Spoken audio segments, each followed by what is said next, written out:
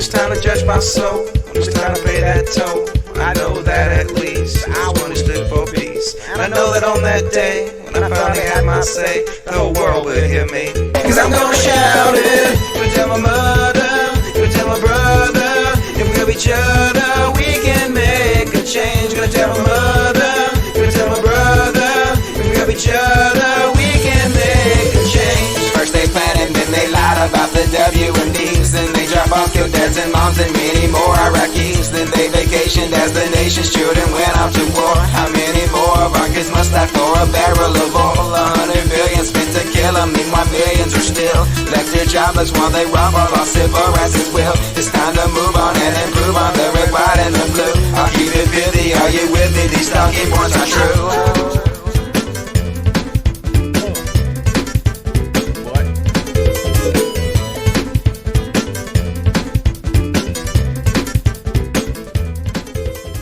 What's up, folks? Dusty Smith here with the CODcast, episode 18. It's not too late. It's not motherfucking too late. You're right on time. For those wondering, the opening theme song was produced and directed and sung by me, Dusty Smith. That's one of my old tunes. I used to be in a one-man band called Illiterate Einstein way back in the day. You ever heard that song, Butt Ponies? That was one of mine. Butt Ponies Taste Great. And that was also one of mine. Talking Points, that is the name of that song. It was actually an anti-war song that I wrote about the Iraq War and about how they went on vacation as the fucking nation's children went off to war. And it sucked ass. We spent so much money. Something like, what, a couple $1 trillion? And to kill like over 1 million people. What the fuck's it all good for, folks? War! Huh, good God, y'all! What's it good for? Absolutely nothing. Say it again! Anyway, we have an awesome show for you today, as fucking always, guys. Like, every time I do this show, I'm like, oh my God, I don't have enough to do a show. And then I start laying out the show and have enough show for like 4 hours worth. So, got a great show planned for you guys tonight. I mean, I guess. Who the fuck knows? I have no idea how this is ever going to go. I just open my mouth and start talking, and we'll see what the fuck happens. But, start out, as always, I have my own Patreon. So, if you guys like the show, please consider supporting the show. We're up to $194 a month. Yay! I'm getting rich. Everybody's like, oh my God, Dusty, you're just saying this for the money. You're in it for the money. Yeah, I'm definitely getting rich, aren't I? $194 a month. I'm going to retire any second now. But seriously, guys, like this show, please consider supporting it. I have a separate Patreon just for this show because people that were supporting my main show didn't want to support this show as well. So I set up a separate Patreon for it. And so if you guys want to see me continue to do this, please, please, please support the show. If you guys support it, I will keep doing it. And I think it's going pretty well so far. I actually think the show is going great. I've been having a great time doing this show. I think it's a lot of fun. It's actually something new and challenging doing a live show. I used to not have the confidence to do this. And so I did a few episodes and started building my confidence up, and I kind of realized what I was doing wrong, and I think the shows are getting much better now. I'm saying the word a lot less and pausing a lot less and starting to be more mindful of what I'm saying, and so it's getting a lot better. So really pleased. And I worked my ass off last night. Everybody was saying, hey, Dusty, why don't you get your podcast up in audio version so that we can listen to it and download it? And like we work and shit, we like to listen to your podcast at work and like hook us up, man. We don't want to watch it on YouTube. We want to hear an audio version. So I did exactly that, dudes. I actually resurrected, that's a good word. I resurrected my SoundCloud account. Yay! So now I'm like a pro SoundCloud member, and you can get all the episodes of the CODcast in audio version, and you can download them on my SoundCloud. So make sure you go check that out. It's this up here. You can find the link to it in the description. And also, I went and got this shit all over, first of all, iTunes. If you want to listen to my show on iTunes, you fucking can now. I rock ass. I did that. And you can also find it on Spotify. So just type CODcast into Spotify, and you can listen to all the fucking shows on Spotify. So I hooked you motherfuckers up. Yay, Dusty. And as always, most importantly, if you want to support this show, the best way to do it is the Super Chats. Super Chats. Hells yeah. And Batman already gave me $1 and didn't say shit. Why not a question, Batman? Come on. I will answer any questions you guys have for me. No question will be dodged. My whole life is a fucking open book. I don't give a shit at this point, dude. I just pretty much would have cameras in my house 24/7 if I thought I'd get away with it or thought people would actually watch it and be entertained, because I just don't give a fuck at this point. So, any question will be answered. Super chat, super chat, super chat. There's a little money sign down underneath the chat. If you want me to answer your questions on YouTube, please consider supporting this show. All the money goes to the Humanist Society of Mississippi Animal Sanctuary, where we rescue local animals that are about in the process of being put down, and we don't want them to be put down. They deserve love. So we bring them home to their permanent home, and we give them a nice, loving household to live in for the rest of their lives. And if you think that's a good cause, please consider super chatting me and asking me questions. And that supports the show. So we're gonna go ahead and get started. Let's see what the fuck you motherfuckers are saying in the chat already. The chat over here on the right side, like underneath my picture and everything, it was all fucked up and jumbled and shit. And I don't know why. So we're trying to restream chat. Hopefully it's not as jumbled anymore. I don't know if it's still jumbled up, if you can actually read it or not. If it is, I'll fuck with it later, and we'll have more comments about that in a minute. Like TJ took a shot at me trying to fix it. I'll give him shit in a minute about that. Another $1 from George Pacquiao. Also did not say anything, but gave me $1, so thank you. So we're going to go ahead and jump into the show. Jump into the motherfucking show. Hells yeah. And we're going to start right off with Sargon of Akkad. One of my arch nemesis. Love this guy, but I also hate him. Not really love him. I think he's kind of a fucking dick, but I love to hate him. So he's fun for that kind of shit, you know. But anyway, apparently he is running as a MEP or something, an MEP. Sounds like something a Muppet would say. MEP, MEP, MEP. I don't even know why you'd want to be that. But apparently he's going the Trump route. I guess they figure anybody on a reality show or has a YouTube channel can fucking be a politician these days. And so I guess Sargon and Count Donkula, Donk, I guess they want to be fucking politicians, and some people think that that's actually a good idea. I don't fucking know. Like, why would anybody elect these motherfuckers to be in? I wouldn't let these guys walk my dogs, much less be in fucking charge of anything. But anyway, yeah, this is definitely how the article is titled on this kind of shit. They are really giving him a hard time. It is not going well for Carl. This article says, UKIP unveils thug who taught dog Nazi salute and sicko who joked about raping MPs as MEP candidates. And, let's have a little look here at this. Oh, no, that's just a picture. Well, fuck. Anyway, yeah, they're like slamming Carl really hard. His whole campaign is not going well thus far, and it's just hilarious to watch. So, let's jump on the bandwagon. I'm giving Carl shit. Fuck off, Windows 10. We don't need your reminders about shit. Go to hell and die. So anyway, he was like, I guess they had some kind of press event, and they're like, hey, look at our new amazing candidates, Count Donkula and Sargon of Akkad. We're doing really well in this party here. We've just made some wonderful decisions. And so they did a press release, and it didn't go that great. So let me go ahead and up this up. Shut up, Carl. Carl looks really angry. Carl is not a good politician. He's trying to be smiley one sense, and then he's trying to do the finger guns the next sense, and he's screaming and being all mad another sense. He's just a fucking mess, so let's listen. I don't condone a joke or a remark made by somebody 3 years ago on Twitter. Now, if you held everybody to account for every remark they'd ever made in their life, which was stupid, unthought out, uncondonable, there wouldn't be any journalists in this room, would there? Look at Carl's face. He's basically shitting on Carl right to his face, and Carl's just got to laugh it off. But the thing is, Carl has not apologized for these comments. He's not acting like he's done anything wrong. And in fact, this guy's like, he said it 3 years ago. People are allowed to say shit 3 years ago. And yeah, they are. But you only really get absolution when you ask for it, right? When you ask for forgiveness and you're like, hey, I fucked up. This is how I fucked up. I want to use this as a teachable moment for everybody to show you exactly how I fucked up and how I regret it and how I've used this fuck up to change myself for the better. And like, I want all of you to learn from my fuck up, because the more you learn from my fuck up, the more beneficial it was that I fucked up. You know, that's all he has to say, but he hasn't said any of that. He hasn't apologized. But the thing is, he didn't just say this 3 years ago. He actually just said this again. I'll show you. He just said it again to Dr. Christy Winters, that he wouldn't even rape her. So you can't get by, whoever this fucking Muppet dude over here on the right is. You can't get by saying, oh, he said this 3 years ago and he really regrets it. No, he doesn't regret it. And no, he didn't just say it 3 years ago. He said it repeatedly and he just resaid it. But anyway, let's continue watching. I don't think women are any different to men in the way that we should treat them. Unlike the establishment, unlike our judges who literally say, if you were a man, I would send you to jail, I think we should treat women the same as men. He seems really angry. He's all angry that they're questioning him. You think it's okay to make rape jokes? Yeah, man, I think it's perfectly fine to make rape jokes. Who cares? I treat women just like I treat men. I treat everybody equally as shitty. You see, I am a shitlord. I am a horrible human being, and I treat everybody horribly. I don't give a shit what your gender is. Care if you have a dick or not, I will still be a giant piece of shit to you. I am Carl. Elect me. So basically, he, and here's him saying again to Dr. Christy Winters, I wouldn't even rape you either, Christy.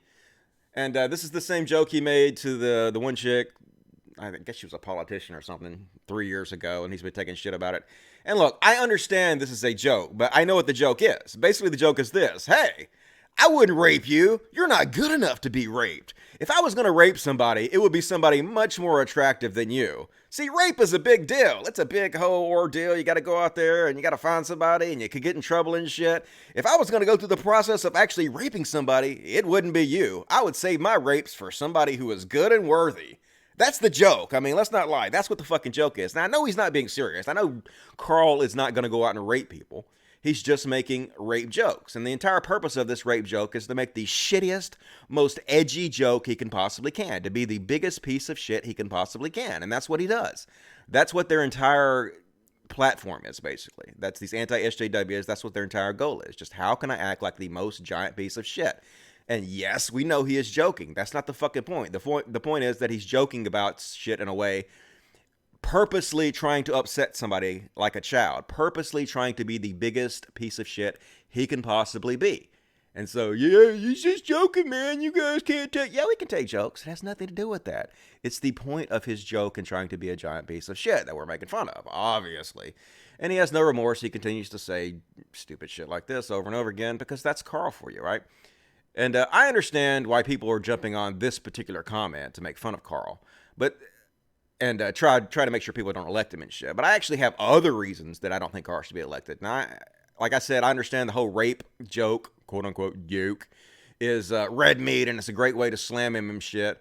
But like the shit I would point out not to elect Carl is like, for example, well, take this for example. This is something Carl said. Let's see if I can make it big. All right. Class roots. At least my parents do. Now, I understand what he's saying. I understand he's not joking, but I understand why he's saying what he's saying here, but it's just an incredibly fucking stupid thing to say. All right, let's listen.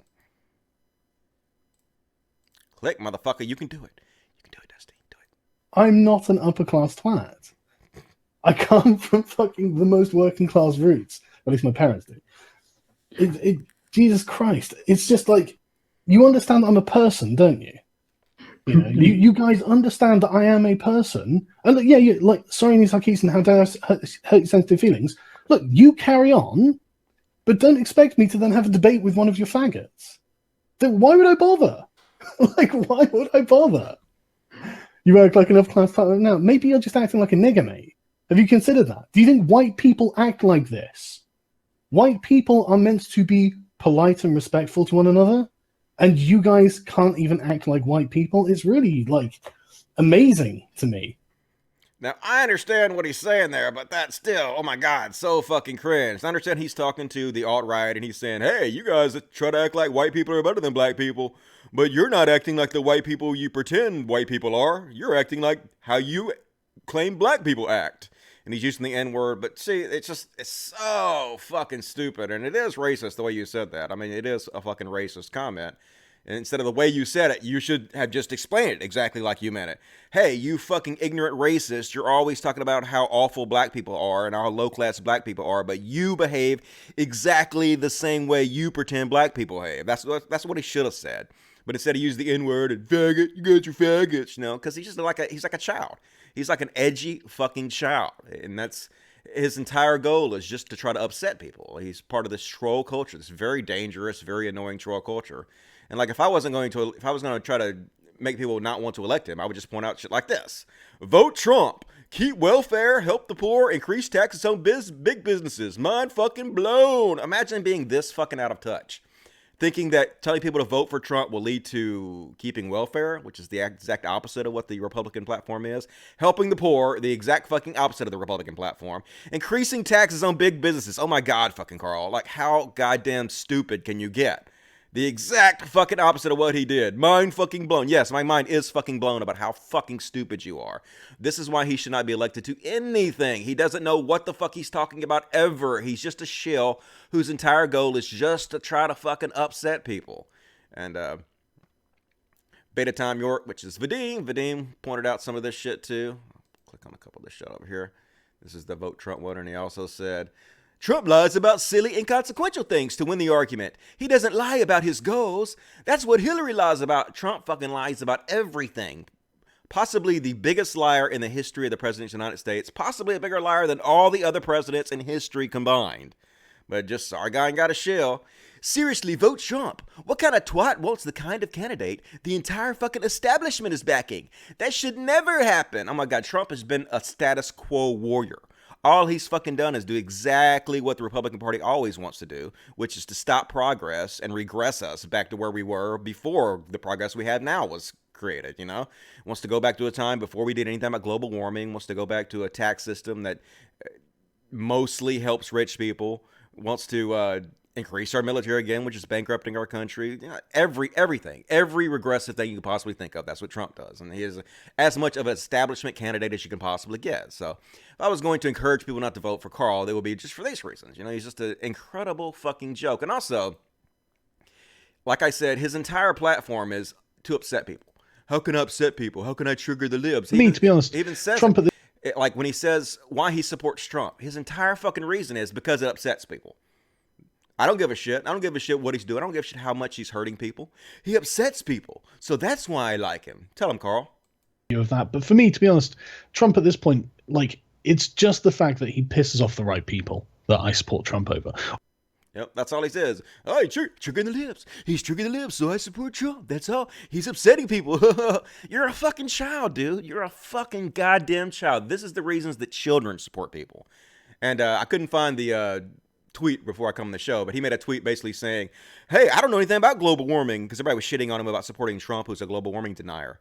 And Carl was like, hey, don't diss me for supporting Trump because he's a global warming denier, because I don't know anything about global warming. Don't diss me because I didn't look up or research anything about global warming before I decided to support Trump. No, dude, it's like the most important subject in the world right now, potentially leading to the destruction of all life on planet. Probably not. Probably all life on planet won't be destroyed by global warming, but there are some far off predictions by scientists that say there could be a catastrophic chain of events having to do with the food chain. Once certain members of the food chain are killed off by global warming, that will set off a chain of events, a domino effect that will destroy all the rest of life on planet. You know, it's an outside chance, but possible. But at the very least, tens of millions of deaths and destruction of huge amounts of wildlife on this planet. And Carl's like, I never bothered to research global warming, so don't diss me for backing a candidate that's a global warming denier. How the fuck am I supposed to know? Why would I give my opinion on something I never looked at? Yeah, dude, you're supposed to fucking research this shit before you back these candidates, okay? You're supposed to look into the most important issue in the history of our planet before you back a guy who fucking denies it even exists. The basic amount of fucking research to be a decent human being, or to be a human being that anybody should even take seriously. But he doesn't do that. All he cares about is upsetting people. Are you mad? Are you triggered? And so why would anybody want somebody like this in office? Why would anybody support somebody like this on YouTube? A fucking petulant child. But that's where we are. That's where we're at, you know? That's the troll culture that has been developed in our society right now. And that's why I'm speaking out against it, and I'm going to continue to speak out against it as hard as I possibly can. But they ain't giving Carl like a break on any of this shit. They're like shitting on him pretty hard. Kate McCann says, so it's acceptable to joke about raping a woman? And Carl Benjamin says, well, he shouts, yes! Any questions? The thing is, Carl, you don't look like you're joking. You look like you're consumed with rage. You are. You look like you're incredibly angry, and you're mad that people are calling you on your bullshit, because they fucking are, and they definitely should. Let's watch him again, how mad he is. Is it okay to talk about raping women? And he's like, absolutely, 100% acceptable. Well, we won't watch it again. I guess it's not gonna. Let's see. Maybe it will show up. Come on. I need a new computer, folks. You guys need to super chat me or support the show so I can buy a new fucking computer so this shit ain't slow no more. On Twitter that this you wouldn't even rate a female Labour MP. Yeah, we know. Okay, here we go. We'll start over. Get him, girl. Let me finish my question. Let him finish. Mr. Batten suggested earlier that if I would like to hold his candidate to account, I should turn up at your press conference and ask the question. Okay. So I would like to ask Carl Benjamin why you think it is acceptable to say on Twitter that you wouldn't even rate a female Labour MP. Because I don't think women are any different to men in the way that we should treat them. Unlike the establishment, unlike our judges, who literally say, if you were a man, I would have sent you to jail, I think we should treat women the same as men. And that means if a woman is being a giant and laughing at male suicide, I'm going to be a giant back to her. Any questions? So it's acceptable, yes. It is acceptable to joke about raping a woman. 100% deal with it. 100%, but it is acceptable to you, but it's not acceptable to decent people, like decent human beings. They don't do that kind of shit. Like if you have a problem with what this female MP was saying, you attack her argument, right?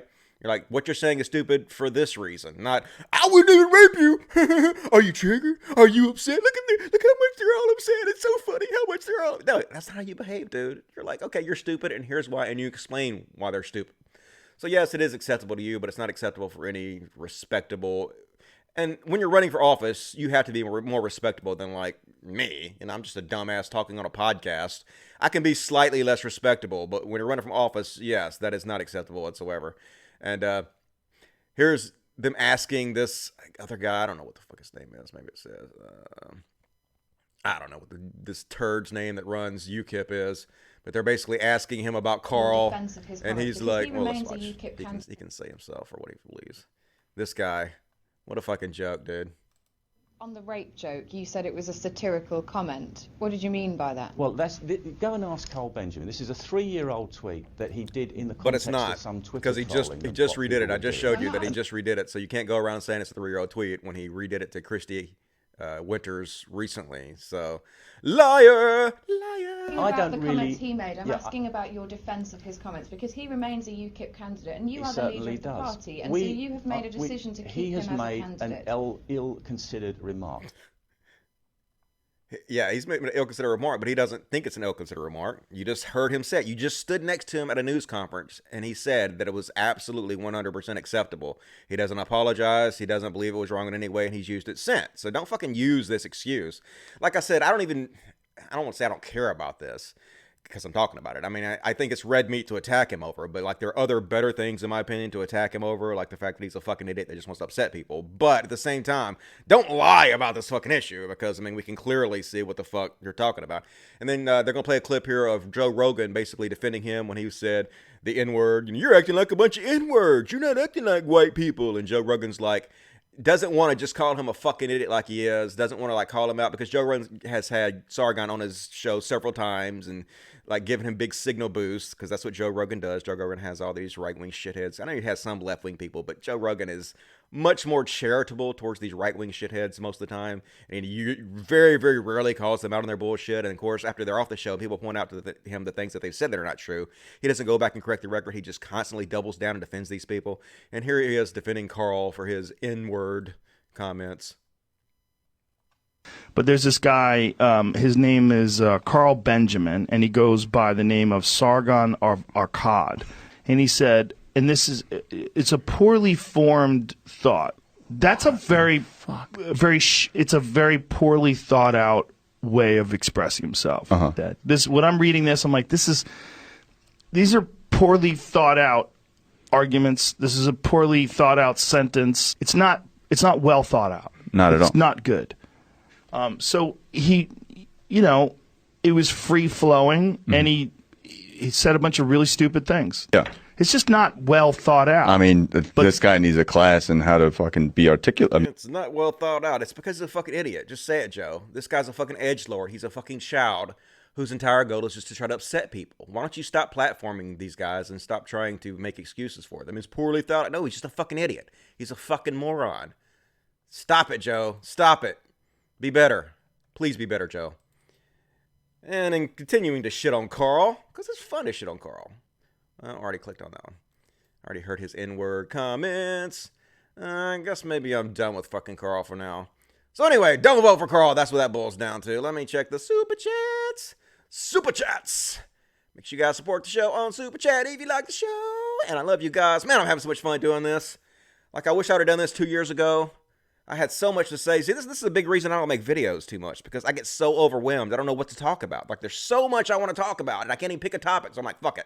I won't even do anything, because what am I going to do? Like, I can't talk about everything I want to talk about, so fuck it. But I do this show, and I can talk about like a million different fucking topics, and it's awesome. And you guys are here with me, joining in and sharing my life with me, and I just really appreciate it. And I love you guys, and thank you for tuning in. And Jay Hansen says, Dusty looks a lot like my friend Dave who died. Hey, I am. It's me. It's Dave. No, I'm sorry. That's mean. I feel bad for your friend who died. And but he was clearly a very handsome man, so he must have had a great life while he was alive. So good for Dave. Jeffrey Usher says, keep up the good work. Hey, what else am I going to do? I have no choice. I'm great at this. Justin Joseph 499 says, you rock, Dusty. Keep spreading logic. Well, dude. Thank you, Justin. I appreciate that. And you also rock. Sterling Reviews, $2. What is your opinion on Jimmy Dore leaving the Young Turks? Jimmy's okay, I guess. Like, I have a few problems with him here and there. I think he bashes the liberals a little bit too much than he has to. But I'm not surprised to see him leave the Young Turks. I wouldn't be surprised to see him take more of a Dave Rubin turn and start cashing in on that anti-SJW money more. But who knows? Maybe he won't. Maybe he'll surprise me and continue to go on the liberal path, which is what I would like to see. But I don't know. He's okay. He's a good talker. 10 pounds from D-Dog, 215. Probably the most common image people get when they think of Mississippi are inbred hillbillies and Klansmen. You ever consider doing a few videos on the history of Mississippi? Maybe. You know, I grew up around some racist motherfuckers. Some of my family members were the Klan and whatnot, and they were assholes. Like, growing up, they said the N-word so much. Like, I remember my grandma used to say, she used to have, like, black friends, but when they weren't around, she would be like, they're a good N-word. They're one of the good ones. He is a good N-word. Of course, she would say the full hard ER on the end of it. Like, and she would say it like it was a compliment. Like, calling them a good N-word ER on the end was a fucking compliment. But you don't say it when they're around, dude. That ain't no compliment. I know what you're saying. You're saying most of them are bad, but this one I can tolerate. So anyway, yeah, I grew up around all that shit. And like, I was a lot more racist when I was young because I didn't know any better. It was taught to me, and I had no clue that I was just a piece of shit until I got older and started realizing, oh my God, dude, they're like, we're all the same. I don't want to say they are like, because they're not even a they. They're us. We are like all the same. It's just stupid. $2 from Spencer Walker 21. Or it's $5. I can't even count. The Quartering set a debate with Destiny and never showed up. Now he's gloating, I was never going to debate you. Even his own fans are calling him out. Yeah, that goddamn, the Quartering guy, he's a joke. Everybody knows that guy's a fucking joke. It would get wiped, unbelievably fucking wiped by Destiny. Like, I would smear this guy, so Destiny would definitely kill him. Just, obviously, another cookie-cutter anti-SJW account. He's just doing exactly the same thing that all these other guys have done to make money, and it's just very transparent. But it worked. You know, he's going to do it while it still works. And as long as idiots still support him, he's going to keep making the same stupid-ass videos. Pizza Pasta Cat, $5, says, hey, Dusty, been watching since 2012. I'm old. God, I'm old. When I see shit like that. I've been around since, 2010? Something like that? 2009? I think it's 2009. Good Lord.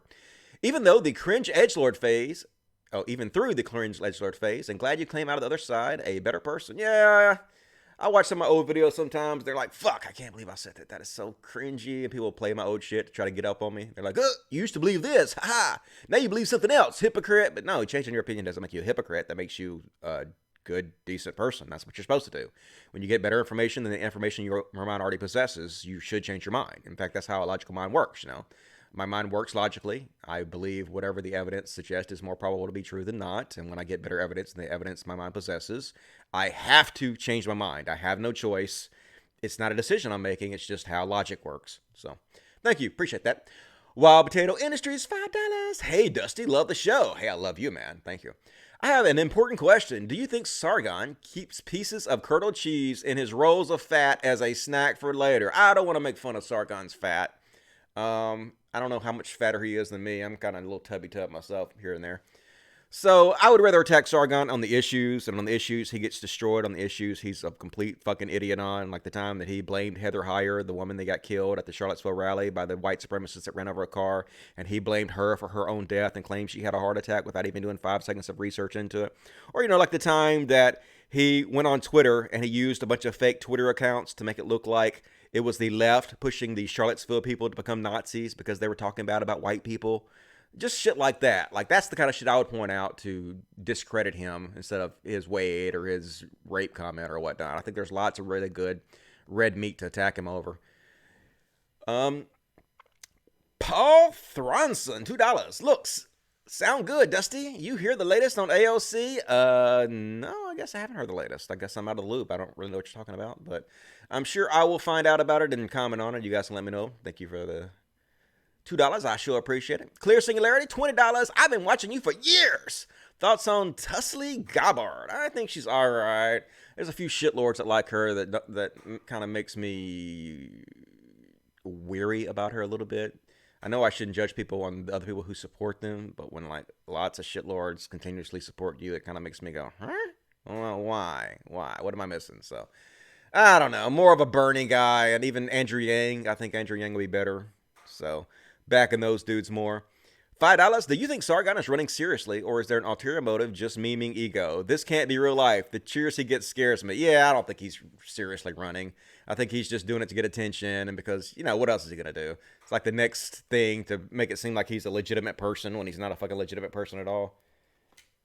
Doing the Donald Trump thing, but who knows, Trump is president now, so stranger things have happened. People seem to like pieces of shit, and people seem to support them.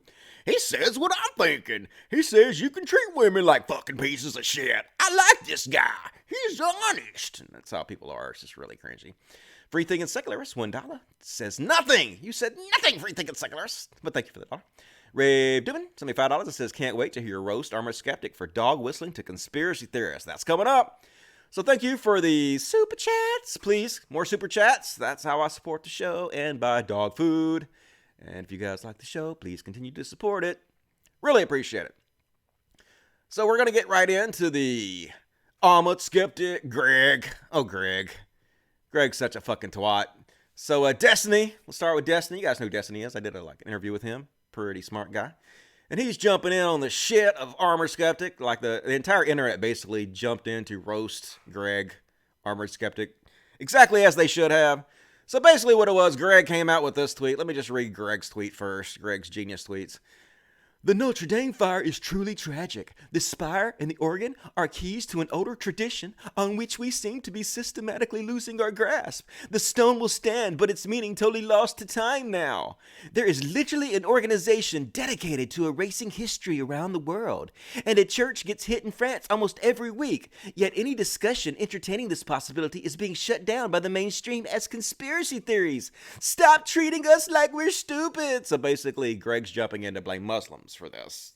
And even when he even put this out, the experts already come out and said, no, we've already done a basic examination and we've ruled out arson, and we think it was just part of the reconstruction they were doing. But that doesn't matter to Greg. Greg's like, oh, it's my chance to jump on the fucking Muslims and blame them for this shit, so how the hell let me do it? And so he posted these fucking pictures. Stupid Greg. He posted the pictures of the internet, I guess these like CNN dissing people like him for spouting conspiracy theories, and CTV News conspiracy theories. And then he posted this: Notre Dame Cathedral fire spurs Islamic conspiracy theories on social media. And then he posted this. I guess this further backs up the organization that is trying to destroy history. And this is, you see here, these Muslims are blowing up the statue, and boom, they blew up the statue. So basically, Greg, without any evidence whatsoever, is blaming Muslims. And why is this dangerous? Well, we live at a time right now where we already know, like the mosque shooter, the guy that killed 50 Muslims, and of course the Quebec shooter went and killed all the Muslims in the mosque too. We live at a time where this hyper partisan rhetoric towards Muslims is actually causing real life violence towards Muslims. The truth is, Muslims mostly are good people. The vast, vast, vast majority of them are good people, just like Christians are, just like atheists are, just like Scientologists are. All of them are. Most Muslims are exactly like Christians in the fact that they pretty much ignore almost everything in their holy books. Now, they might support the Quran more than Christians support the Bible as far as following it, but mostly they don't. Most of them are very peaceful, nice people. And we know that this hyper-partisan rhetoric is causing hatred and violence towards Muslims. Now, as I've said before, I'm not a fan of Islam. I'm one of the biggest opponents of Islam out there. I've made tons of videos. I literally had to go into hiding for 2 years because Muslim extremists were mad at the video I made. So anytime a Muslim is actually out there spouting Islam, when they're trying to spread it, I have no problem with standing up to them and explaining exactly why it's stupid. You absolutely should. But you shouldn't attack people simply because they're Muslims, okay? You should not be rude to them. You should not seek them out for abuse simply because they're Muslims. And you should not blame them for shit simply because they're fucking Muslim. This is very, very dangerous. The vast majority of them are good people and should be treated with respect. As long as they're not spouting Islam, as long as they're trying to convert you, treat them like you would anybody else, okay? And so we know that lots of violence is being caused by this anti-immigrant, anti-Muslim rhetoric.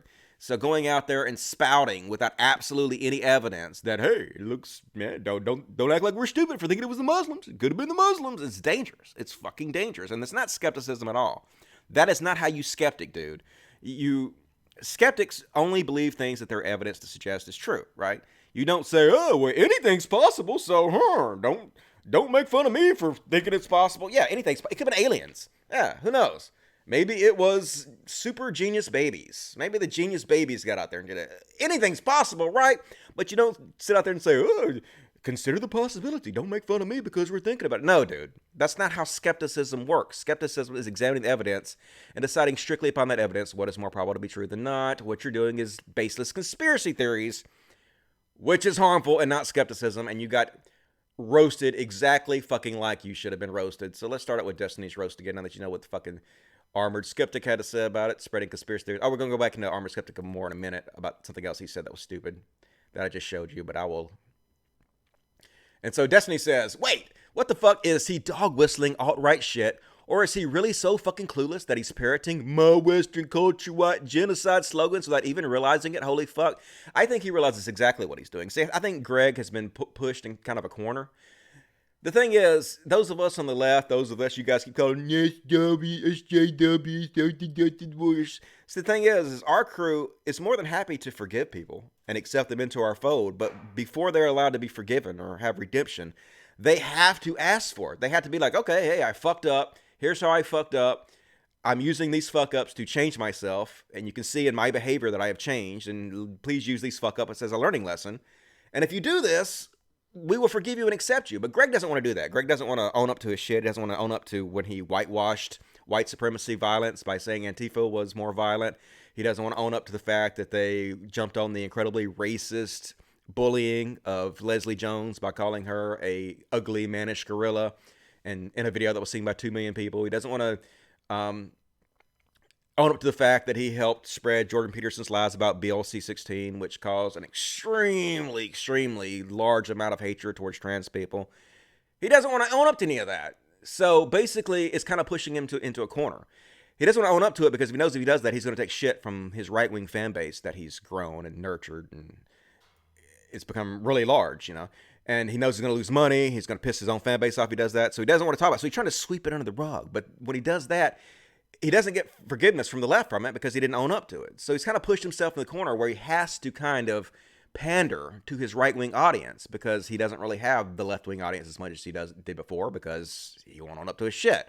So it's kind of pushing him to that side, and so he has to continue to pander to them to keep his audience, and he's losing like popularity. If you look at his tweets and shit, people are nowhere near as accepting of his bullshit as they used to be.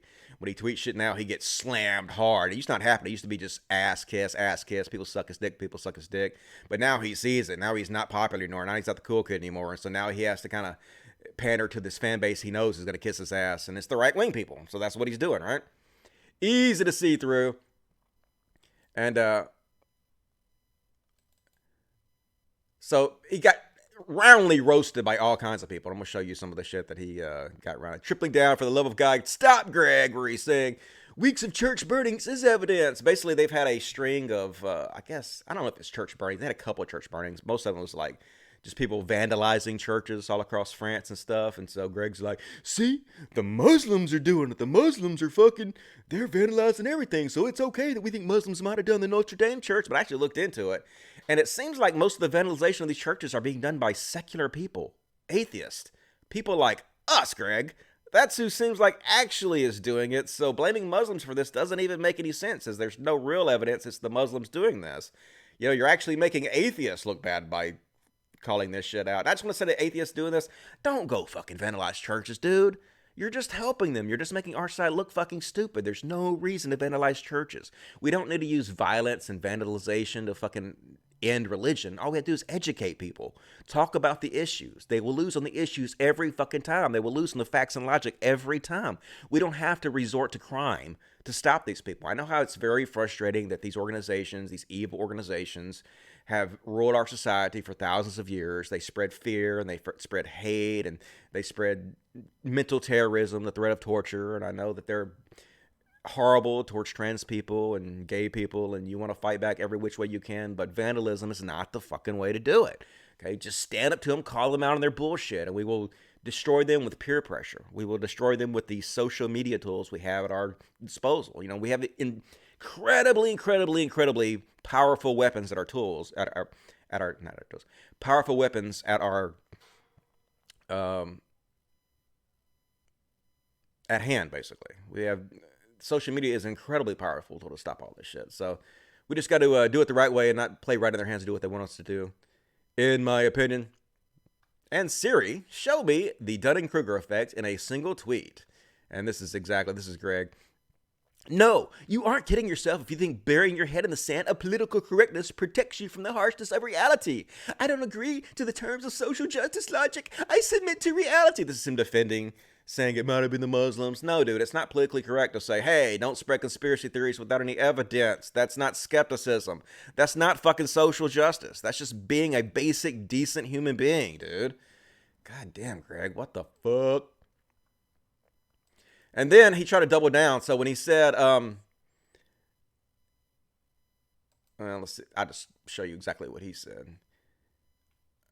So people were like, what organization are you talking about? Because he said, there is an entire organization dedicated to erasing the history of the world. So somebody, I guess a few people at first thought that he was talking about Muslims, in general. And so he doubled down and he's like, no, I was just talking about ISIS, specifically ISIS. But the thing is, the picture you used in your example is the Taliban in Afghanistan. So, yeah, that's not a different country, dude. That's a totally different group of people, right? Which is exactly what this person called you out for. Like, you don't even know the different groups you're talking about. You're so ill-informed about everything you talk about. You think the ISIS and the Taliban are the same fucking group. This person said, where did you name ISIS as an example? It was the Afghanistan Taliban who blew up the statues you retweeted. Yeah, dude. You have no fucking clue what you're talking about. It's just sad. But all Muslims are the same to Greg. Let's blame them, even though we don't have any fucking evidence. No, dude. That is not how you skepticism. And this person shit on him, and as they should. Not sure I get your take. Sure, it being wildly reported as an accident doesn't inherently mean it isn't a cover-up, but it certainly isn't evidence that it is one. It seems irresponsible and illogical to treat both possibilities as equally worthy of consideration currently. Yes, fucking Greg. This is not complicated. You've ruined the word skepticism. You fucking totally ruined the word skepticism by putting your stupid ass name on it. You guys can have it.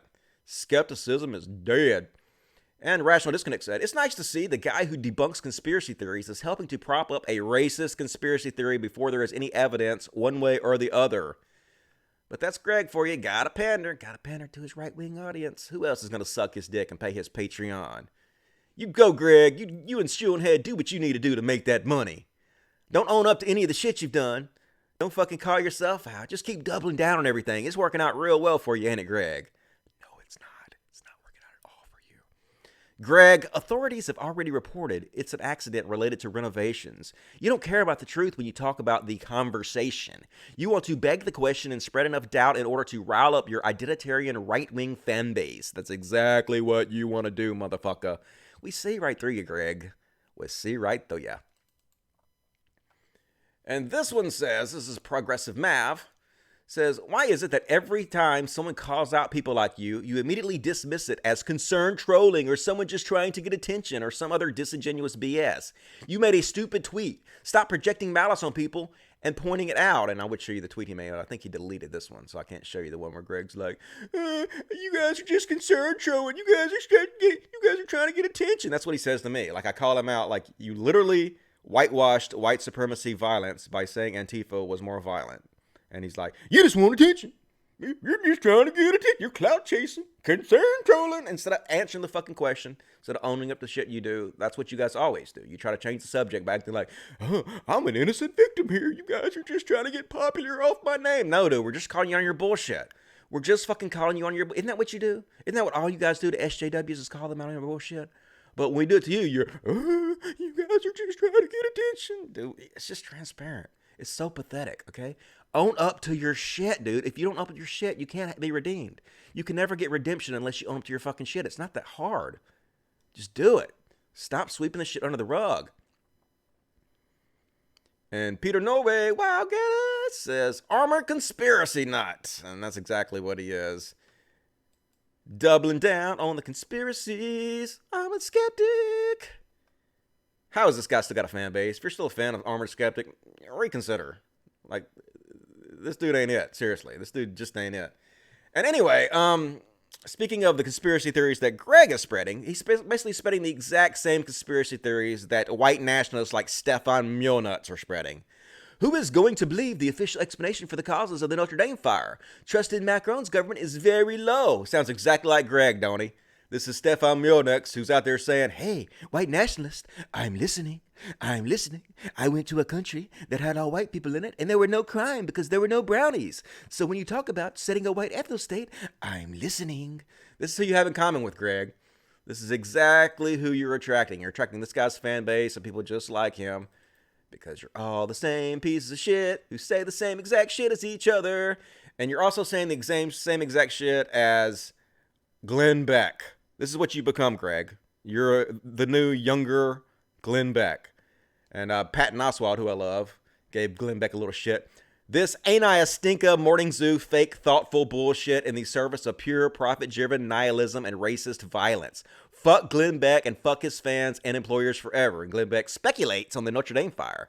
If this was started by Islamists, I don't think you'll ever find out about it. That's exactly what Greg said.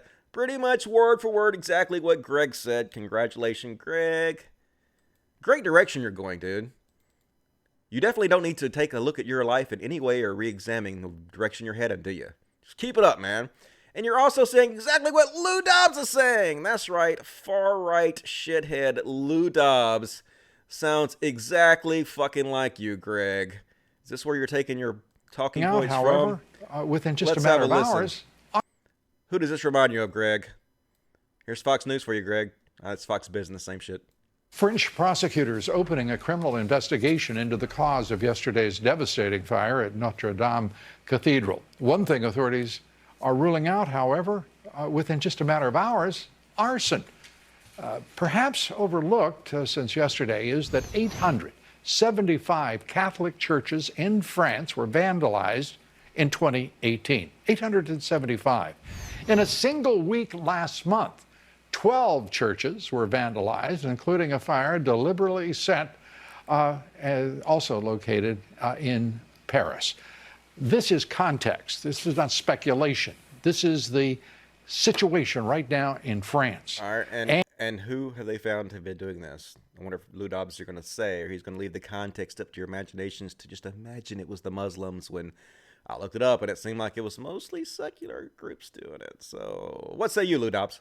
And the recent history of what has happened to Catholic churches throughout the nation. Ignored too often by some covering the tragedy, some who have ruled out speculation about the cause of the Notre Dame fire as they speculate, taking it as gospel that, arson was not the cause. That was a decision made within hours. It sounds like a different kind of decision, perhaps a political decision rather than one based on careful investigation of the facts. Yeah, I think I trust the arson experts who were there on the scene and who know exactly what they're fucking talking about, and not you fucking crypt keeper, and not people like Greg. You guys, seriously. So anyway, fuck Greg. That's all I'm saying. He's basically spreading all the same right-wing talking points as all the other shitheads out there, and he should definitely be ashamed of himself. This is not skepticism. This definitely should be called out, and I'm glad to see more people calling it out. Back to the super chats. All right. Thoughts on Pete Buttigieg? I have no idea who the fuck that is. What is a Pete Buttigieg? I'm not even sure I want to know, but thank you for $1.99, Nick. Appreciate that, but don't know. And see, clear singularity gave me $20, so I would take your question extremely seriously. The more you donate to me, the more serious I will take your question. You can buy my love. So don't get me wrong, I'm for Bernie too. Awesome, with you. Tulsi is for Bernie also, but she brings a unique anti-war election integrity message. What if Steve Bannon said he agrees with Bernie? Would you be skeptical of him? Look into her more. Yeah, I might be. Yeah, I'd probably be a little more skeptical of Bernie if Steve Bannon said he was a fan, you know. If David Duke came out and said, hey, I love that Bernie, I'd be like, why David Duke loving Bernie Sanders? That don't make no fucking sense. Maybe there's something I need to check in on. So I don't know. Like I said, I don't have anything against her. I would definitely have to look into it more, though, to see where I disagree with her on, if anything. But so far, I'm not, like, saying anything bad about her. I just don't know enough about it to have an intelligent opinion on it. So Thank you for the question. Appreciate it. Clear Singularity. Another $10 from Clear Singularity. Have a conversation with Nico House, MCSC Network with Nico House, if you can. He likes you. He can bring you up to speed on a lot. It'll bring a whole new perspective into your world for the better. Okay, well, I will look into that. I don't know who that is, but I will check him out. Nico House. James Mullen gave me $2 and said, hey, Dusty, here are a few for some dog food. Thank you, man. I will definitely buy some dog food. They love bacon flavored, so that's what I would get them because they are spoiled as fuck. Dusty, what are your thoughts on Mr. Mikotor, another anti-SJW shitlord who doesn't interest me whatsoever because of his lowbrow bullshit? $5 from Eric. Any new guest on the podcast plan? Also, what other left-tubers do you talk to? Keep up the great work. Well, I tried to get ContraPoints on here, and she didn't respond. I tried to get H. Bomber Guy on here. He didn't respond. Tried to get Jesse Lee Peterson on here. Jesse Lee Peterson didn't respond. I tried to invite Cy-10 Barngard, or whatever the fuck that apologist, the presuppositional Christian apologist. But he was like, nah, I don't want to come on your show, just you and me. I want a buffer, because he's scared as fuck. So, I don't know. Like, I think I'm pretty good without having guests. I feel like awkward. Like, when I had Destiny on, he seemed bored, and I felt awkward, like I was trying to get him to talk, and he wasn't talking much. And when it's just me, I feel better because I can just run my fucking mouth all day long, and I can, like, talk forever. Like, you give me a phone book, and I can make that motherfucker interesting. So, I don't know. Maybe I'll have some more guests on eventually. We'll see how it all pans out. Spencer Walker, 21, $5. Dusty, who do you think is going to be the first I left the anti-SJW right, like Rubin in reverse, for example? I guess he's asking me who I think is going to be the first one to leave the anti-SJW movement and do a reverse Dave Rubin. I think Shoe on Head's already trying to get out of that club. I think she's already starting to realize that. I don't know how. She's going to have to, like, apologize for the shit she's done in the past, though, not up to her shit, though, before she actually gets accepted by the other side. So, I'm not really sure who's going to try to jump off that bandwagon. I know TJ is trying to distance himself from it a little bit, but he ain't doing a very good job, in my opinion. So, I don't know. We'll see. It's going to take them owning up to their shit, and a lot of them don't want to do it because they're ego. So hopefully someone will actually have the sense to do it while he still can. Akatsuki Gang says, why didn't they pray for the fire to stop? Yeah, see how big of a dickhead Jesus is? Even his own church is burned down. He don't do fucking shit. Just stands idly by and watches. So I don't know why you'd worship a God who's such a monster. Ethan Davenport says, thoughts on Jay Inslee? I don't know who that is. No idea whatsoever. Thank you for the $2. And I'm sorry, I am too stupid to answer your question, but I will look into it and see. So, one more. Don't think Jimmy Dore will pull a Dave Rubin. He actually says what he believes. Love from Ireland, by the way. Okay, maybe he won't. I hope not. I'm hoping that's not why he's leaving the Young Turks. You know, that's what Dave Rubin did. Dave Rubin left the Young Turks so he could pursue the money that he knew that being an anti-SJW would bring him and cash it in. So, hopefully, Jimmy Dore won't do that, but we'll see. So, those are Super Chats. Please support the show on Super Chats. I'll come back and read them some more in a minute, and it really helps support the show, and I thank you guys for that. Speaking of Dave Rubin, we're going to talk about Dave Rubin. So, the intellectual dark web are having a cow because they have their own publication, basically. It's almost like their own Fox News that does nothing but suck their dicks and kiss their ass all day long. It's called Quillette. And it's like this right-wing anti-SJW rag. It's just horrible. It's fucking shameful. But anyway, apparently, Quillette decided to actually write an article that was slightly negative towards the intellectual dark web, and they fucking freaked out. These people who are always like, ooh, we like variation in ideas. That's what we like, you know.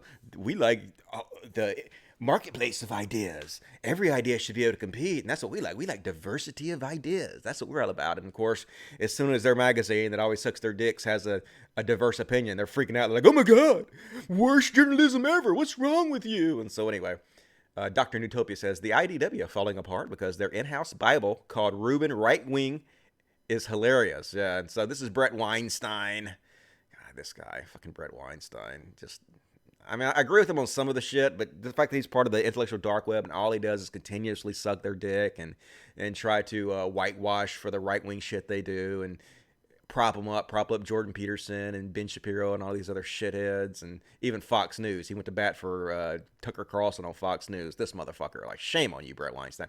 And I also want to say, like, Brett Weinstein is famous because he was at a college or something that had a day where they wanted all white students to leave the campus. It wasn't mandatory or anything. It was just like a show of solidarity to show how I guess the campus will be different without white people on it. They usually do black people, but usually every year black people completely leave the campus to show the campus what it would be like if there were no black people on the campus, how different and how less diverse it would be without them. So they decided to switch it up one year, and they decided to ask white people not to show up just to kind of bring attention to the differences that diversity brings to the campus. And so Brett Weinstein was like, no, I'm not going to do it. Fuck you people. Fuck all this message you're trying to get out there. I think you're attacking white people. Blah, blah, blah, blah, blah. I ain't going to do it. So, and that's fine. Like, if you don't want to do it, that's fine. I don't really give a shit. But other people got mad at him about it, and they were protesting him for being a dickhead. And so immediately he goes on Tucker Carlson's show on Fox News, and he allows himself to be used as part of right-wing propaganda.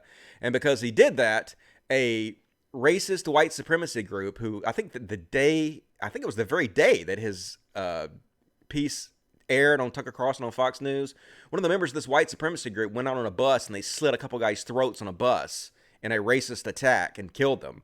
And so the same exact group saw Brett Weinstein on Fox News in this propaganda piece that he allowed himself to be a part of, and they got all pissed off and decided to go to the college campus where Brett Weinstein taught. And so that was a lot of the reason Brett Weinstein took shit, is because they felt like he allowed himself to be used in a propaganda piece on Fox News that directly brought in a violent white supremacy group to the campus. And a lot of the students didn't feel like they were safe, and they didn't feel like that Brett Weinstein being a professor and being part of this happening was a very good expenditure of their dollars they were putting into that school, and they didn't want him at the school anymore because like he was doing things they felt like weren't making them safe anymore. So that was a lot of the shit that he took. They never talk about that part about it, though. They're just like, oh, we're just a bunch of SJWs. That's all it was. They're free speech hating SJWs that had me kicked off the college campus. And I'm not saying that there weren't some of them that are like that. Some of them were crazy, definitely. But a lot of people were pissed off because what he did led to white supremacists coming to campus and making them feel less safe. That's exactly why. And so they never talk about that. Joe Rogan's show never talked about that when they had him on.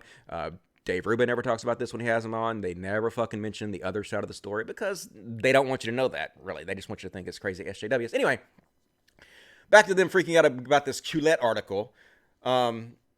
So I guess I'll go ahead and read the Quillette, what it says here. Quillette says, the IDW needs to make a choice. Does it want to be a partisan organization where its members get together in front of an audience to iron out their differences and strategize on how to defeat the new left, or does it want to generally be nonpartisan? And I'll go ahead and click on this article and show you what I'm talking about. If it will click, motherfucker, click. So basically what happened is Quillette's always kissing these guys' ass, and somebody put an article that basically said, hey, look at all our policies. If you actually look at all our policies, most of us in the intellectual dark web are actually left-wing. Bull fucking shit. All you guys do all day long is shit on the left while you give the right a pass. It's easy to see that you're bullshitting. You guys can say all day long, hey, we actually support universal health care. See, we're left-wing. But the thing is, you never fucking talk about it. You don't ever have guests on that are likely to pass universal health care. You don't ever fucking, these are issues that we never hear you talk about. We only hear you talking about the right-wing conservative issues and pushing the conservative issues. And so you can say all day long, hey, I support gay marriage, but if you don't actually support candidates that are going to push gay marriage through, are going to actually help with gay rights and issues, and instead you push for candidates that are going to do exactly opposite, that's what you really believe. Not what you say, but what you do, what your actions show that you believe. So it's all bullshit. So anyway, earlier this month, popular author and podcaster Sam Harris tweeted out a graph titled A Visual Breakdown of Intellectual Dark Web Positions. The graph purports to compare the political positions of 6 prominent members of the IDW on the main issues that supposedly divide liberals and conservatives. And here's the bullshit, absolutely fucking bullshit chart. Like, Sam Harris, come on, guys. Nobody believes this, Sam Harris. Nobody believes you when you do this shit. This is why the left is starting to turn on you, dude. Because it's so clear what you're doing. We see right fucking through it, man. You're not fooling anybody. It's just sad. Like, I had so much respect for Sam Harris and the road he's taken. It's just depressing, dude. You can be better than this. You don't have to jump on this crowd. I know the left gives you shit. And I know that makes you think, oh, fuck them. I didn't do anything wrong. They're pushing me to the right. But no, dude, they're not. Just own your shit, man. Just fucking own it. You're not perfect, okay? A lot of the criticism you're taking is legitimate. Don't pretend like you're being attacked wrongly, because you're not. I mean, maybe some people are, but most of the people are not attacking you wrongly, dude. Take that shit. Own up to it. Anyway, so basically the article goes on to say Dave Rubin is not a fucking liberal, and you guys just got to own this shit. Quit pretending these guys are liberals when they're not liberals. Their actions prove they're fucking not, okay? And so they're basically all freaked out about this, right? Let me go back to the tweet that Brett Weinstein made. Brett Weinstein. He's got wine right in his name. because he's a fucking whiner. Quit whining for 5 minutes, Brett. So suddenly they don't like diversity of ideas anymore. Suddenly they're like, I'm all for high quality critique. Bullshit. They critique you and you don't like it. You ain't all for it, motherfucker. Liar. The key to growth and anti-fragility. You guys are so fragile. Like, you all pretend like you're not fragile, but you guys are such snowflakes. I don't know why you even pretend otherwise. I'd be particularly glad to hear it from Quillette, which has earned my trust. But this article is incredibly sloppy. To see it in Quillette is incredibly disheartening. Why must this happen? Yeah, why must Quillette call us out for once? They're always sucking our dicks. I can't believe they have a diverse opinion on something. Yeah, you are so fragile, dude. It's just ridiculous. So anyway, the rest of them continue to freak out about this article. Let's take a look. This one gets a chef kiss from Jorge. When people smear me at Ben Shapiro and Jordan Peterson and others as alt-right, they do a disservice to truth. This is the real alt-right, which I assure you none of us want anything to do with. Okay, really? You don't want anything to do with alt-right? Okay, well, here's Katie Hawkins pushing alt-right talking points. The same ones, by the way, that Armoured Skeptic pushed. And here's you talking with alt-right figurehead Katie Hawkins. You didn't seem to have any problem with her, saying, we have nothing to do with the alt-right. Bull fucking shit. And what's this? Oh, you didn't smile. And how about you and Stefan Mjolnuts? Stefan Mjolnuts, who has gone completely fucking white supremacist, white nationalist now, who you've had on your show plenty of times, never fucking called out for any of this shit. In fact, Stefan Mjolnuts was on your show and said that black people and white people have different brains and that black people's brains are smaller. And you're like, really? Oh, I didn't know that. Did not call him out whatsoever. So when you say you want nothing to do with the alt-right, you're fucking lying, dude. What the fuck? Yes, you do. It's just ridiculous. Like, you know that you record your show, right? You know the rest of us can see it and hear what's said. We know who your guests are. He's doing this Trump thing where he thinks he just lied to us and his fans will believe it. And they will. His fans will believe anything he says. But, and here he is, Dave Rubin with Tucker Carlson. You continuously go on their show all the time. You know why? Because you're a right-wing shithead. And it's not like you're going on there as a left-wing guy who is like in opposition, like Kyle Kalinske has gone on Fox News. And it's obvious he's like there to attack them and he's not a friend of the show. Unlike you, who goes on there and it's clearly you're a friend of the show. Like when Jordan Peterson goes on there and all you other right-wing motherfuckers go on there, you're obviously going on there to be supporting guests because you're fucking right-wingers. I don't understand why you're lying about it. Just own it. Like at least, I wouldn't have respect for you, but I would have more respect for you, right? And this is talking about the, let me read this whole article. This is actually a really good article. Here are the reasons why it is dishonest for Dave Rubin to say he's anything other than a conservative. This is a comprehensive list. Feel free to add your own stuff. Number one, this photo. More importantly, the fact that he nearly always agrees with Tucker Carlson, which he does.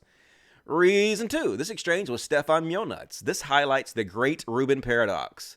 It is not intellectual or tolerant to entertain ideas that have been widely discredited. Intellectualism is marked by the ability to sort through the good and the bad ideas. Here's the exchange.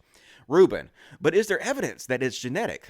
Mjolnuts, yes. Rubin, genetic in what regard? I mean, if we took the brain of a 25-year-old black man and the brain of a 25-year-old white man, what is it that they're doing that they're different sizes? Yeah? Yeah.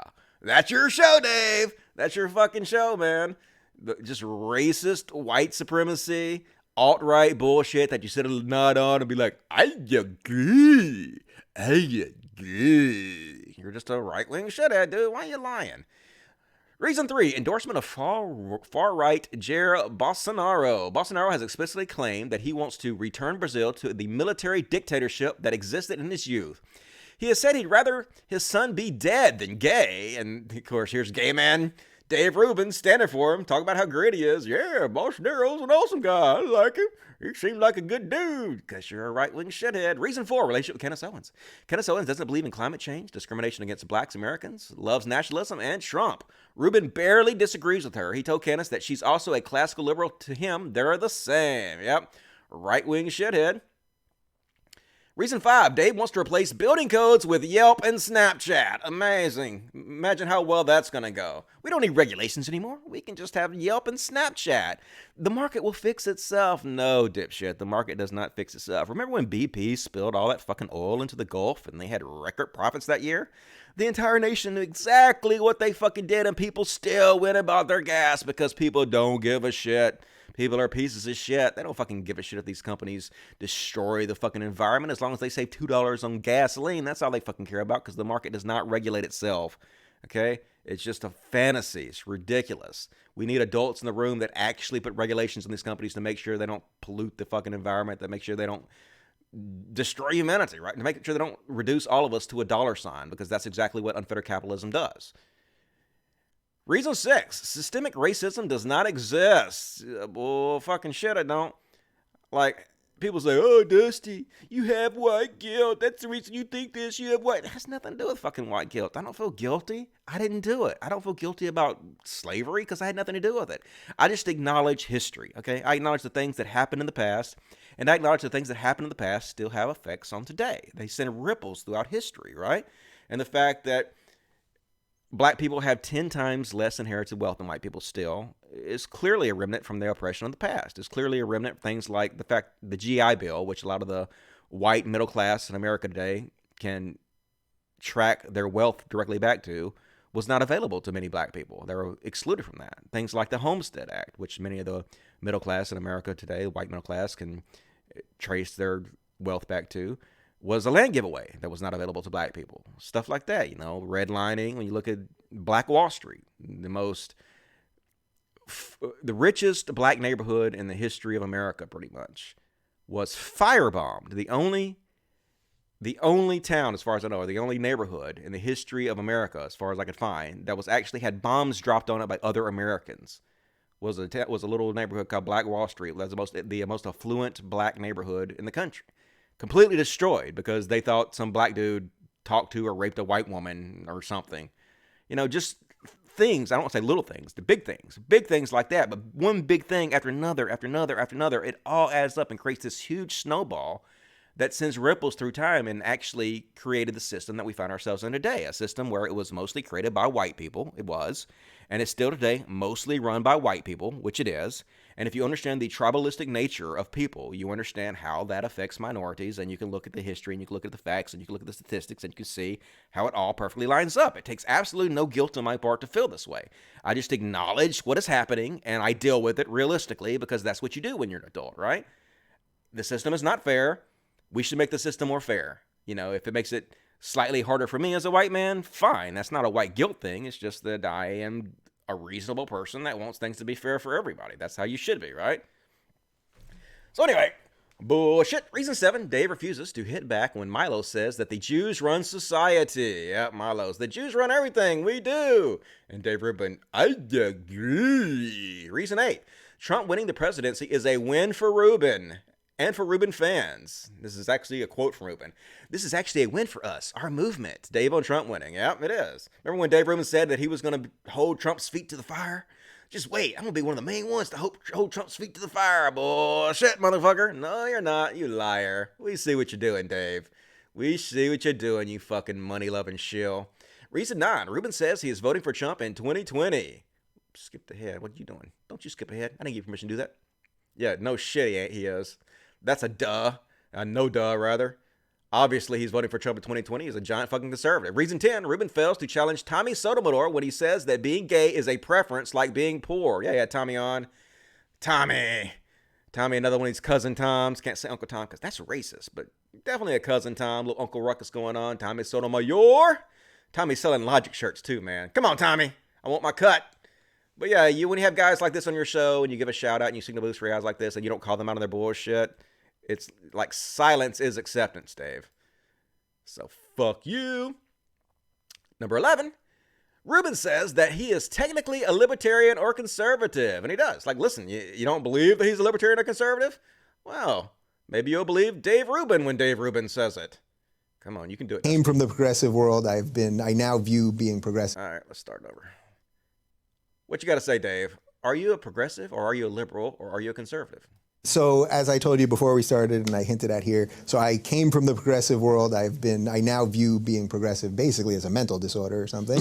But I consider myself classic liberal, which really is conservative in a lot of respects. It's libertarian, essentially. Yeah, it's technically defined as conservative or libertarian. So I'm somewhere in there.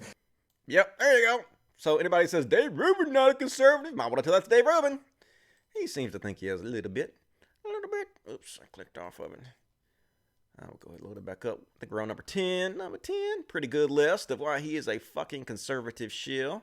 Scroll down to number 11. Where you at, number 11? Coming up, number 10, number 11. I can count. Hells yeah. All right, number 12. Reason 12, Rubin says that progressivism is a mental disorder. We already saw that. He definitely said that. Reason 13, Dave says the left thinks little white boys and girls are evil. Oh, God. All right, Dave. Let's hear it. God damn, he's dumb.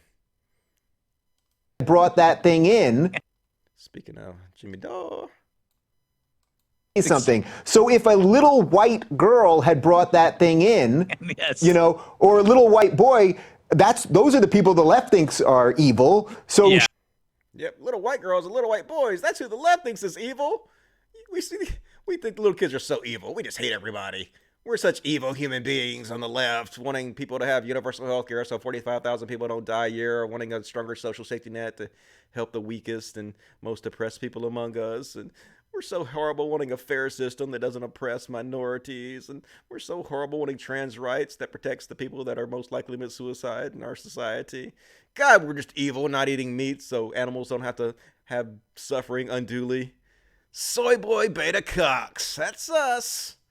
Horrible as it gets. Number 14. Rubin spreads right-wing conspiracy theory that Ilham Omar married her brother. Did Omar really marry her brother? Honestly, don't know, but seems like someone in the mainstream media might want to confirm.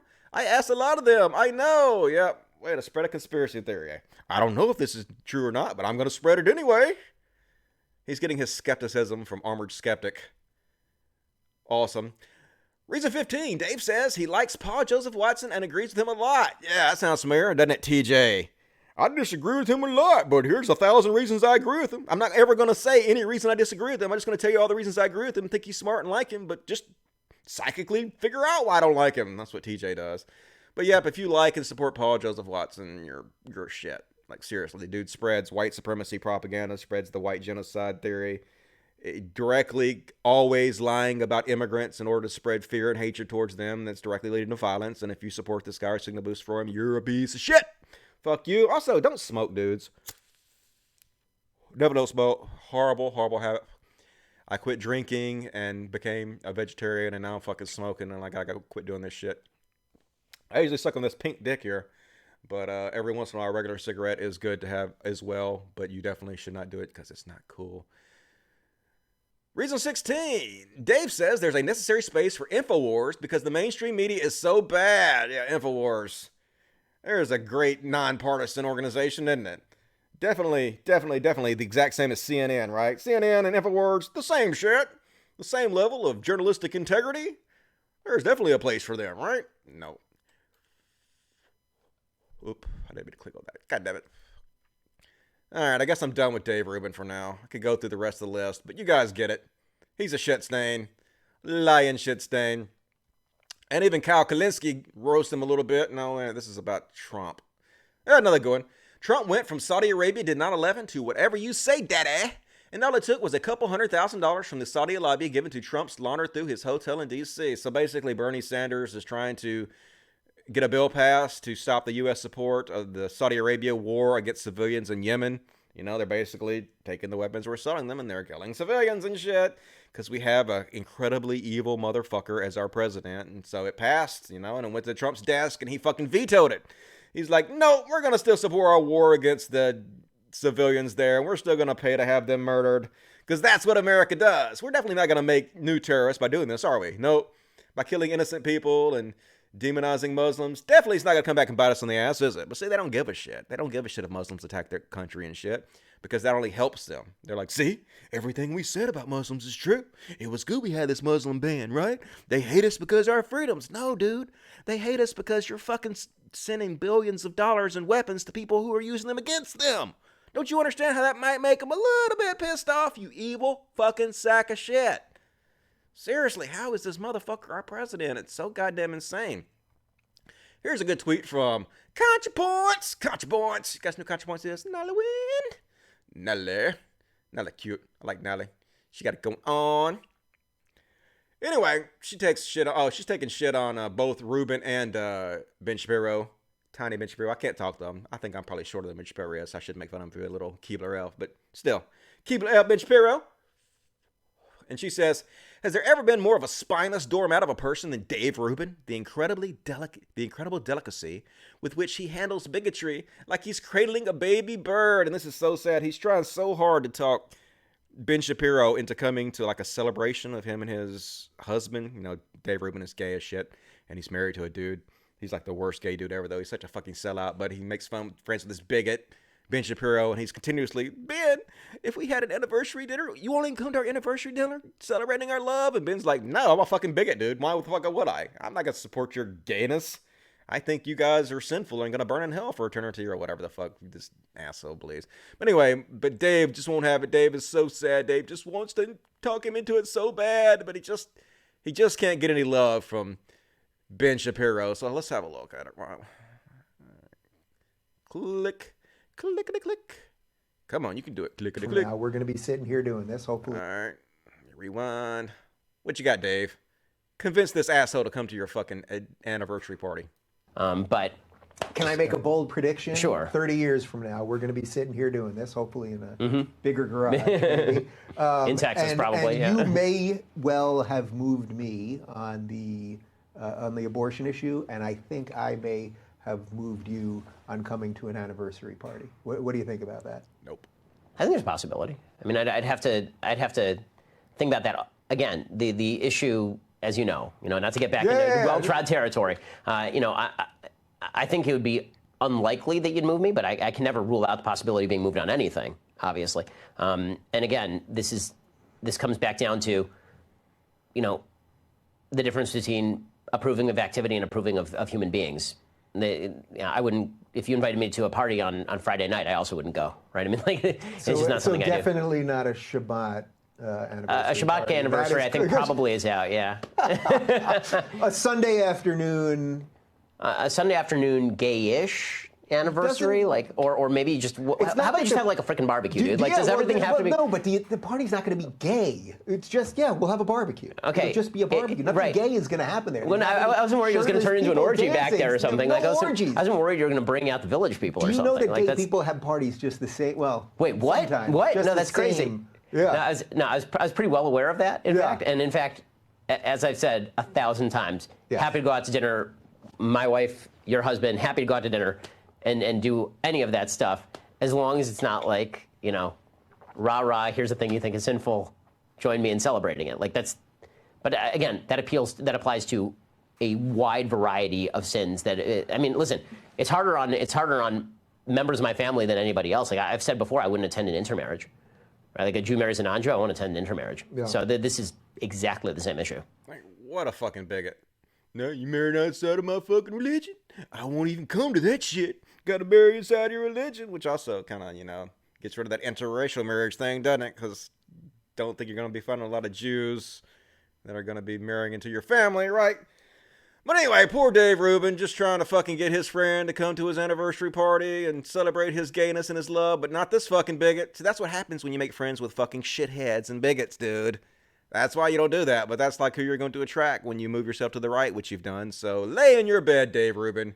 You definitely fucking deserve it, you smarmy piece of shit. And these guys are never fucking tolerant of other people's views, even though they claim they are. They're the biggest snowflakes that ever snowflaked. And so I guess Claire,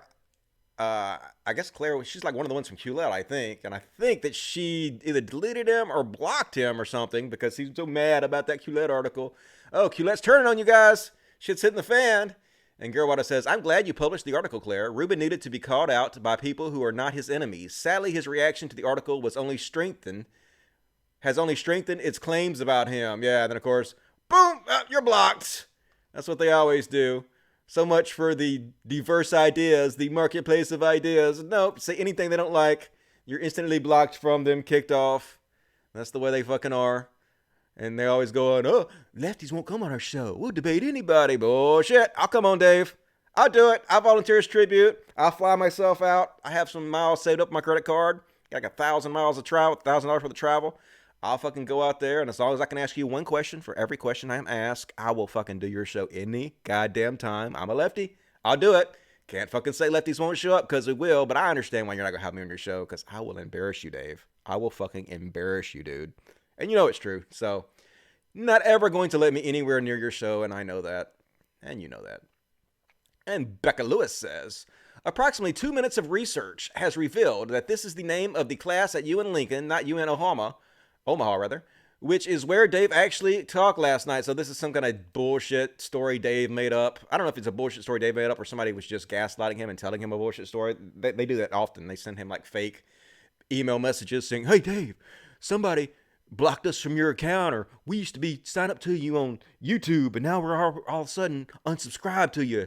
YouTube is automatically unsubscribing people, and they like brag about how they lied to him, and he always goes public and goes, oh my God, YouTube is unsubscribing people to my channel. We're being oppressed, censorship of conservatives. But no, dude, they're just fucking with you. Anyway, so Dave says, quick story.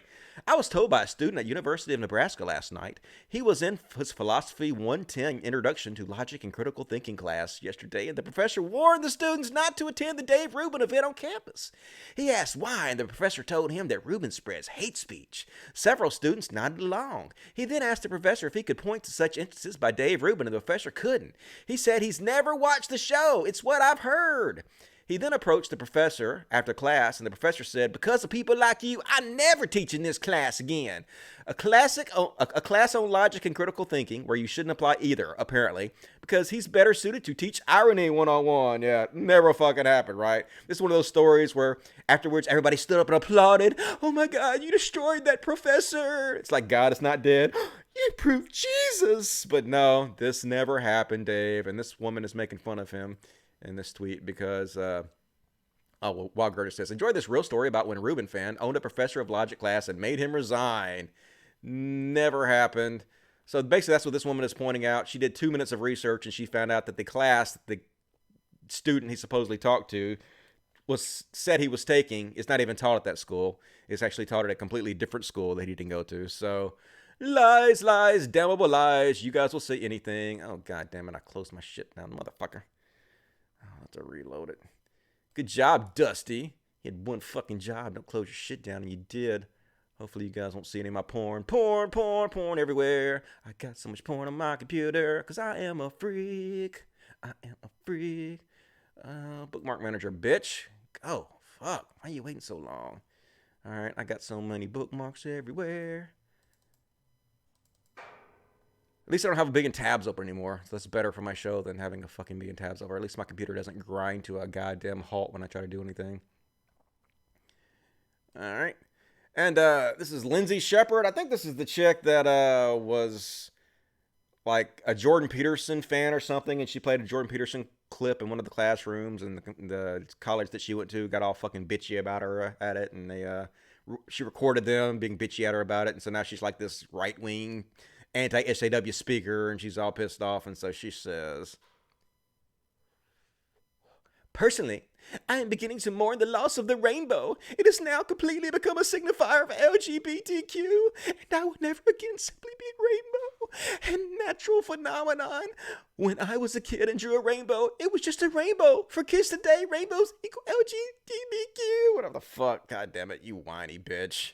Oh my God, the world's gonna end because this symbol has been taken and used to fucking support gay people. How tragic. So my buddy Tim Blake roasted her for it, and Tim says, it's so tragic that a rainbow is now a sign of equality and love. When I was a child, a rainbow was just an empty collection of water and light that stood for nothing. Those were the days. Yeah. Always looking for something to be offended by. These are how the snowflakes do. This is how the snowflake do. And Ben Shapiro is like, this Elam chick, how do you pronounce her name? This Elam, God damn it, did I click off that? Yep, I did. This Elam chick is totally supporting terrorism. She's not taking terrorism seriously. Let's watch him. Let's see what he has to say. This dumb motherfucker. You can do it, computer. Do it. Do it. You can do it. One of the darkest days in our nation's history. Your take? That's, of course, true, and she has a long history of not taking terrorism particularly seriously. In 2013, she did an interview in Minnesota in which she joked about people taking al-Qaeda and Hezbollah more seriously than they took America and England. And then, so this guy basically saying that she doesn't take terrorism seriously, but you know who does take terrorism seriously? The fucking Quebec Muslim shooter who went in the Quebec mosque and killed, what, I don't know how many dozens of people he killed in there. But he went and he visited Ben Shapiro's Twitter feed 93 times prior to the attack. He was the #1 person this terrorist visited Ben Shapiro. So talking about people not taking terrorism seriously, so many times the exact same talking points you spread are picked up by these terrorists, and you're just like, has nothing to do with me. Don't blame me for it. Just because they're visiting me and listening to me and they go out and commit terror attacks has nothing to do with me, right? But he's like more than willing to blame anybody else for it in a heartbeat. Such a fucking hypocrite. That's all these guys do on the left, on the right, though, right? They just hypocritical all day long. So sad. Let's stop for a minute and read some super chats. Super chats. All right, let's see. Brave Dubin, I am willing to be a guest on your show, Dusty. I need to get my Discord set up where I can have more of you guys on the show. And I tried to have call-ins before, but it didn't work out very well. So we'll see about getting that set back up. Spencer Walker, 21, says, David Duke praised Tusley. Oh, did he? I'm not surprised. Tusley said, Tusley said F your praise and F your racism. Misspelled on purpose. YouTube chat won't let me spell his name. Okay, that's weird. David Duke has been blocked from YouTube chat. Well, good. That's what she should do. She should definitely do what Andrew Yang does, is basically say, I don't want you fucking racist. I don't want your support. I don't want your money. I don't want anything to do with you guys. I'm embarrassed of you. So if she's doing that, that's exactly what she's supposed to be doing, and so I applaud her for that. HS Ross, give me $50 Canadian, which is like $10,000. Thank you, HS Ross. Keep up the great work, Dusty. It was wonderful to hear that you've gone vegetarian and moving in the direction of being vegan. Yeah, I'm trying. Like, getting rid of the cheese is hard as fuck, right? So many good things have cheese and milk and sour cream. Hells yeah. But I've been eating a lot of Taco Bell, like bean burritos, 7-layer burritos. You can get at Taco Bell. That's pretty good. I've been making me some veggie tacos with beans and eat a lot of the veggie burgers. I actually think the black bean veggie burgers taste better than regular burgers, in my opinion. You can get those at the the frozen food aisle in Walmart or wherever. They have a very small section and they have these black bean burgers. I think Morningstar Farms is the name of the brand. And they actually are incredibly flavorful. And to me, they taste way better than beef. So I highly recommend it. A lot easier switching to vegetarian than you guys think it would be. So much easier for me than I thought it was going to be. And so I really recommend you give it a shot. Thank you, S.H. Ross. There is very generous, and I appreciate it. Clear Singularity, $20, says, if you're a prominent figure of white supremacy, wouldn't it be easy to just proclaim your support of that candidate you're against to make people second-guess their support? I'm telling you, Tulsi will explode during the debates. Okay, I mean, I guess it's possible. I don't think these white supremacists are actually that cunning and that clever to do that. I think that they would be afraid that their fans that follow them would hate them if they supported somebody who was for policies that are outside the norm of what their fan base usually supports. So I don't really think they're doing that too much. I think if they're supporting these people, there's probably a reason for it. But it's possible that the reason has nothing to do with the candidate. Like Andrew Yang gets a lot of support from white supremacists, but it's not because he's particularly white supremacist, obviously.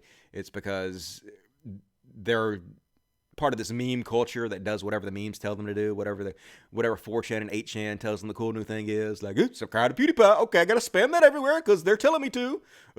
Trump is awesome. Trump is the God Emperor. Got to spam that everywhere because they're telling me to. That's what the culture says. That's what's cool. Meme culture says I got to do this, so I'm going to do it. And now Yang is popular.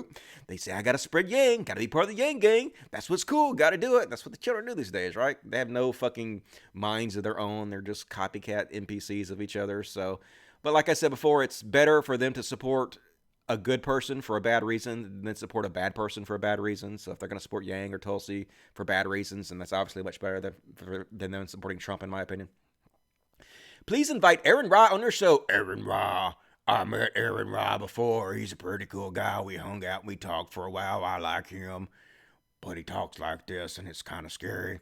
But no, really nice guy, Aaron Ra. I'll try to have him on sometime. We'll probably have a good conversation. Thank you for that. $10 RBE Empathy, and I think RBE Empathy also has a website or something, or a channel or something to check out. So check that out. Zombie Gangsta Samurai $4.99 says Dave needs to realize his right-wing friends are faux and will secretly be ashamed of his lifestyle. They're not even secretly ashamed of it. They're fucking publicly as shit with this. They're like, fuck you, Dave. You are sinful as fuck. We'll still come on your show, and we'll still signal boost for you, and we'll still make money off you together, because we all basically say the same exact shit together. But we think you're sinful and going to burn in hell for eternity. So enjoy it. Going to be hot, motherfucker. And Rave Dubin says, another $5. Does Ben Shapiro seriously think that any random gay guy wants him? I worked around gay men, and trust me, they have better taste. Come on. Everybody wants that Ben Shapiro dick. You know, he got that big dick energy. They want to fuck that little goofy hat off the top of his head. You know it's true. Ball Ripper says, get Ryan Dawson on. All right, I don't know who that is, but I will Ryan Dawson. Is that the guy that has his own show? Ryan Dawson Solves Mysteries? I don't know. I don't know who that is. But anyway, thank you for the money.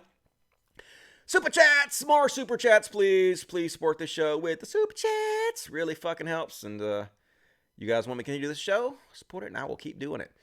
Let's take a break here and watch a couple videos, shall we?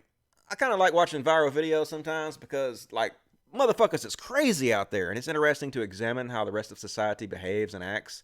And cell cameras are getting so much stuff caught these days that's hard to believe people are such animals out there and act like this shit.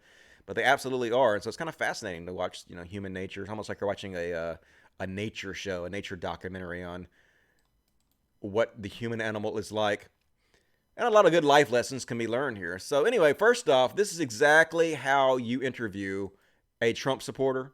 This guy is a fucking legend. The president lies daily, multiple times. When he says we're the only country in the world where a person... All right, I'll stop that for a second. But this is the way you do it. You don't fucking let them off the hook. You fucking hammer them. I think this might be quiet. Let me turn the volume up. That's already all the way up. Right. This is how you hammer these motherfuckers. This is how you don't let them get off on the questions. This is how you nail them. Great job this guy did. Full screen it. Let's have a listen. The president lies daily, multiple times. When he says we're the only country in the world where a person comes in and has a baby, and that baby is essentially a citizen of the United States, is that true or false? No, it's false. It's a misstatement. That doesn't mean it's a lie. Okay. Okay. He said there were riots going on in California against illegal immigration in so-called sanctuary cities. Were there any riots in California? Oh, yes, there were. There were a lot of civil disturbances. Where were the riots? Where were the riots? Can you tell me where they were? Oakland, California. There were street skirmishes in Los Angeles. Oh, yeah, that's a fact. Hold on. The spokesman for the California Police Chiefs Association says there were no riots taking place as a result of sanctuary city policy. There were no riots. He just made it up. When he was asked to say where they were, he said, go look for them. I can give you many more. He said during the campaign that there's 6 to 7 steel facilities that are going to be opened up. There are no. U.S. Steel has not announced any facilities. Why did he say they've announced new facilities? That's a lie, isn't it? No, it isn't, because there are a lot of companies opening up. There are steel facilities that are going to be opening up, or I think they actually want to open Stephen, up in that's not what he said. I know it's difficult for you. I know you want to try and defend him. But no, it isn't difficult for me. Okay, let me read the quote. Let me read the quote to you. U.S. Steel just announced that they're building 6 new steel mills. That's a very specific claim.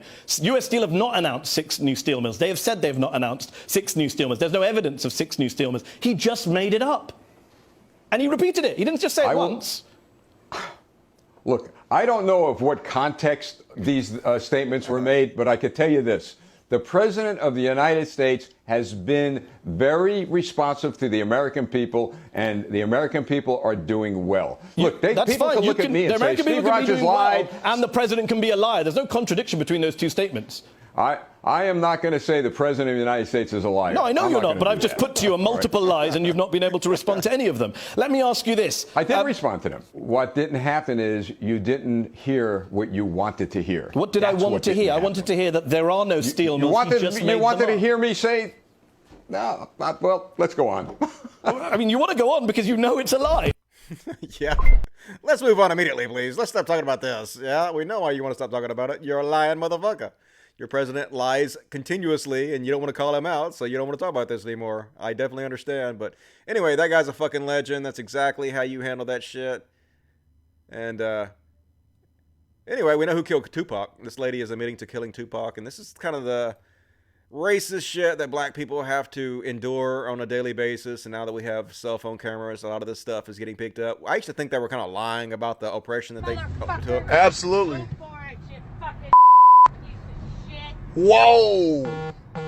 Hey, you have yourself a blessed day. Is an ugly fucking homosexual rapist fucking just like you fucking me in Oakland. Have yourself a blessed day. Ooh! Matter of fact, I'm taking the time for this one. What was that? You said I'm a what? Tupac's dead, motherfucker. I killed him. I put a bullet in that fucker's Did head. you? I sure did. He's a glad. dead motherfucking. Uh-huh. He is an ugly fucking homosexual rapist fucking just like you, fucker. Right. Just like you. Right. You were there. Right. I got time for this. Yeah. Fuck. Have yourself a blessed day. Just people crazy, man. Like just crazy old racist people just saying anything they think of. Just whatever buzzword they can say. Tupac, you're black and Tupac's black. I'm just going to say that I killed Tupac. That will offend you, black person. That's how racist I am. I would just randomly say I killed some other black person that has nothing to do with you, and all black people know each other and are the same, right? So, are you triggered? Are you triggered, black person? It's like the Sargon book of how to make people upset. That guy didn't seem upset, though. He just seemed like more of entertained by her ignorance. And this chick ain't having it. You guys might have seen this chick. I like this one because... Not only does this guy grab her, but she ain't have it. She whoops his ass. And then the funny thing is afterwards, he's like, I didn't even do anything. I didn't even do anything. Dude, you reached out and you fucking grabbed her. What the fuck? John! Wait! Oh, hell no. I will whoop your ass, motherfucker. I will whoop. Don't you put your hands on. Don't you put your... Are you out of your goddamn mind? Put your hands... You better let... You fucking motherfucker. You not... Oh, my God. Oh, let me have this. Get over here. I will fucking rock your world, bitch. You don't even goddamn know. Play with it. Play with it. Let's do it. Let's do it. I'm not going home now. Like, I ain't going home to do shit. Motherfucker grab me. Excuse me, sir. Arrest him. I'll give him a refund. No. Fire right now. No, you're finna go to jail. I want her fired. I was just asking you a question. Right there. So we got it. Refund. I didn't say it there. He says in the alarm clip, he's like, I didn't even do anything. You grabbed her, motherfucker. What are you talking about? Yes, you did. Did you put your hands on people? Gonna try to get her fired over that. I hope she wasn't fired over it. The guy definitely should have been put in jail for that shit. People just crazy out here, and this guy's fucking gonna be racist because he walked in and his Muslims were running there, and he doesn't even probably know if they're Muslims. He just sees that they're brown people, and so he's gonna be a fucking pit sack of shit over it. Mo what? Fucking Arab. Goddamn fucking Arabs. Alright, you know what? You know what? I really don't give a fuck what some bitch has to say. I really don't give a shit about some goddamn Arab that I've been killing their goddamn kind for fucking 6 months. Okay. Almost two, actually. Super nice. 2 years. 6 months of the last country I was in. Because people like this are the reason our country's going what it's going to.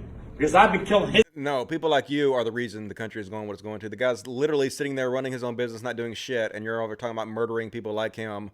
You're like a giant piece of shit. I'm sure this guy's not even in the fucking military. He's one of these stolen valor assholes who thinks it's so cool being in the military, thinks it's so tough, killing brown people, it makes him awesome. But no, dude, you're just a tubby sack of shit. Nobody believes you're tough. No one's scared of you. You're just an awful human being, right? You are literally the reason people like Trump are in office. You are literally what's wrong with this country, and it has nothing to do with that brown guy behind the fucking counter who's probably a hell of a dude who I would any day of the week rather hang out with than your sorry ass. So anyway, keep going, dipshit. It's going to. Because I've been killing his kind for longer than you've probably been alive. I'm older than you do. How old do you think you are? How old do you think I am? How old do I think I am? I'm 55 years old. How old do you think you are? I think she probably knows how old she is, dude. She's like, I'm over to you, dude. I'm 50 years old. I've been killing them before I was even born.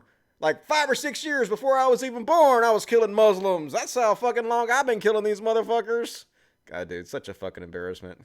Continue, please. How old do you think I am? How old do I think I am? I'm 55 years old. That's cute. Okay. His kind, I've been killing for almost 20 years. I've been on 5 different continents.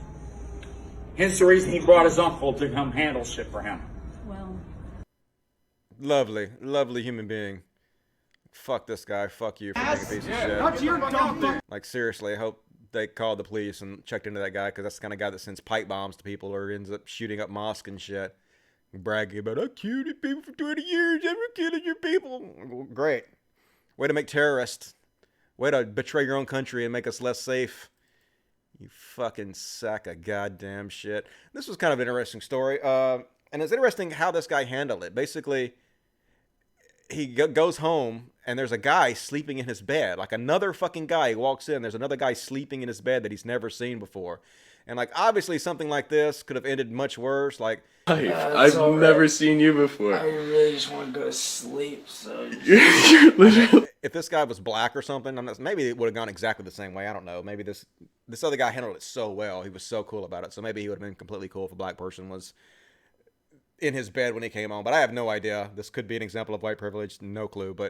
And anyway, he handles it so fucking cool. I won't play the whole thing. I'll just play like the beginning and the end of it. Be in my bed right now. Dude, you know my brother, so like, God. What's your brother's name? Call me Mai. I've never heard that name before in my entire life. That's alright. Well, it's not, because you're literally in my bed right now. What are you talking about? Like, No.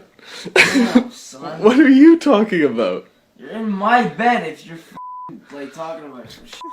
So what's happened? This white guy, has gotten drunk, and he went to a house he used to live in. He forgot where he lived and went to a house he used to live in, and thought it was his bed in his room, and just clowned right on in. And the guy came home. I would love to. Does any of this look familiar to you?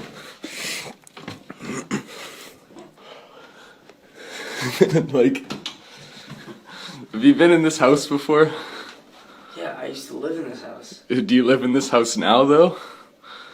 Oh man, this is so weird. Oh. You just walked into the wrong house? Oh, this is amazing. Wow, this is so weird. Where are my shoes? I don't know. Do you want to crash here, though? Like, there's a bed right here. Yeah, honestly, I'll sleep in my bed tomorrow night. I got you, brother. No worries. Alright, have a nice night. Yeah, Thanks, you too. It's nice meeting you. Nice meeting you too. Man, like, so nice. Like, that ended exactly like you had hoped it would. That guy was so cool about it. I don't know if I'd have been that cool about it, but it's nice to see people act sensibly and not freak out about things when it's obviously there's just a mistake. But definitely a scary situation. One of the reasons I don't drink anymore, shit like that will happen. So next up, we have a clip of... Low, bitch. You can do it. Oh, yeah. So, like, I don't know why people fight. Like, I don't get it. You don't have anything to prove to anybody. Fuck everybody. Like, somebody can come up to me and they say whatever they want to me. Like, I fucked your mama last night. Your mom's a whore. Yep, my mom's a whore. I don't give a shit.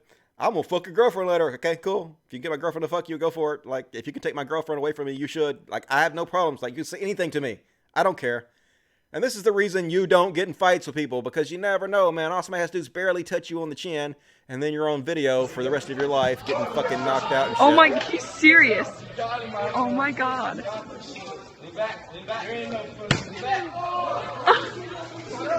And I just want to say this. Right the fucking mouth. You got the shit.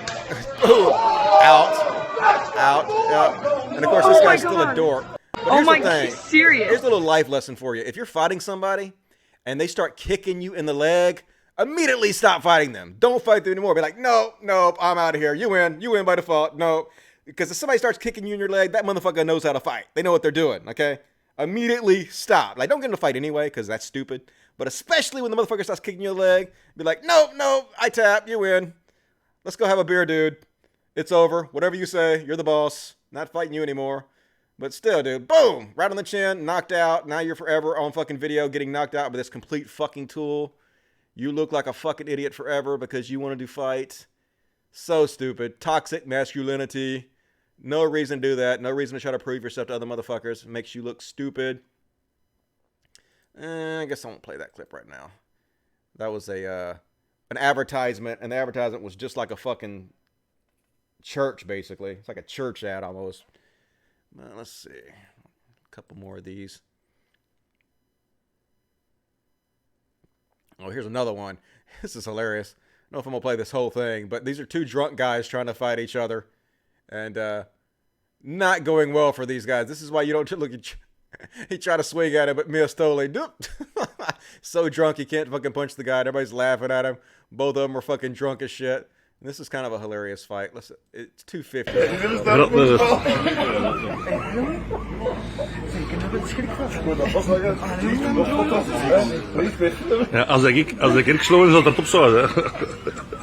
I'll skip ahead. Like, I'm gonna get you. Look, another guy's getting all psyched up over here. He's all drunk too. You don't even know, man. I'm gonna whoop your ass. I'm gonna whoop you. Ooh, I'm gonna kick you. I'm gonna kick you. I'm a fucking badass. I can kick. I can punch. You don't even know. I'm a ninja, motherfucker. What is you doing, dude? No. I'm gonna fuck this guy up. We're gonna fight. And I'm gonna whoop his ass. What are you doing? The guy's like, come on, we gonna fight. Can barely even stand up. I'm gonna move this chair in case I have to whoop your ass over here. And he's like, I'm gonna do some kung fu shit. I'm a kung fu master. But the dude's so drunk he can't even fucking stand up and he falls right over. I did it on purpose. Look, I did it on purpose. Cross his leg. See what I can do? I'm a badass. Now he's gonna sit on his ass and do kung fu. I'll get you from my ass. Kick some miss. Not even close, dude. Another guy can't get up. I'm gonna whoop your ass if I can stand up. Just rolling around. Come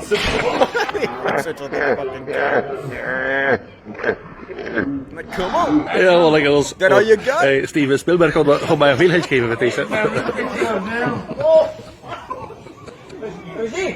Come on. I'm gonna sit down over here for a second. Bring it on, motherfucker. I'm gonna sit here and wait on you to bring it to me.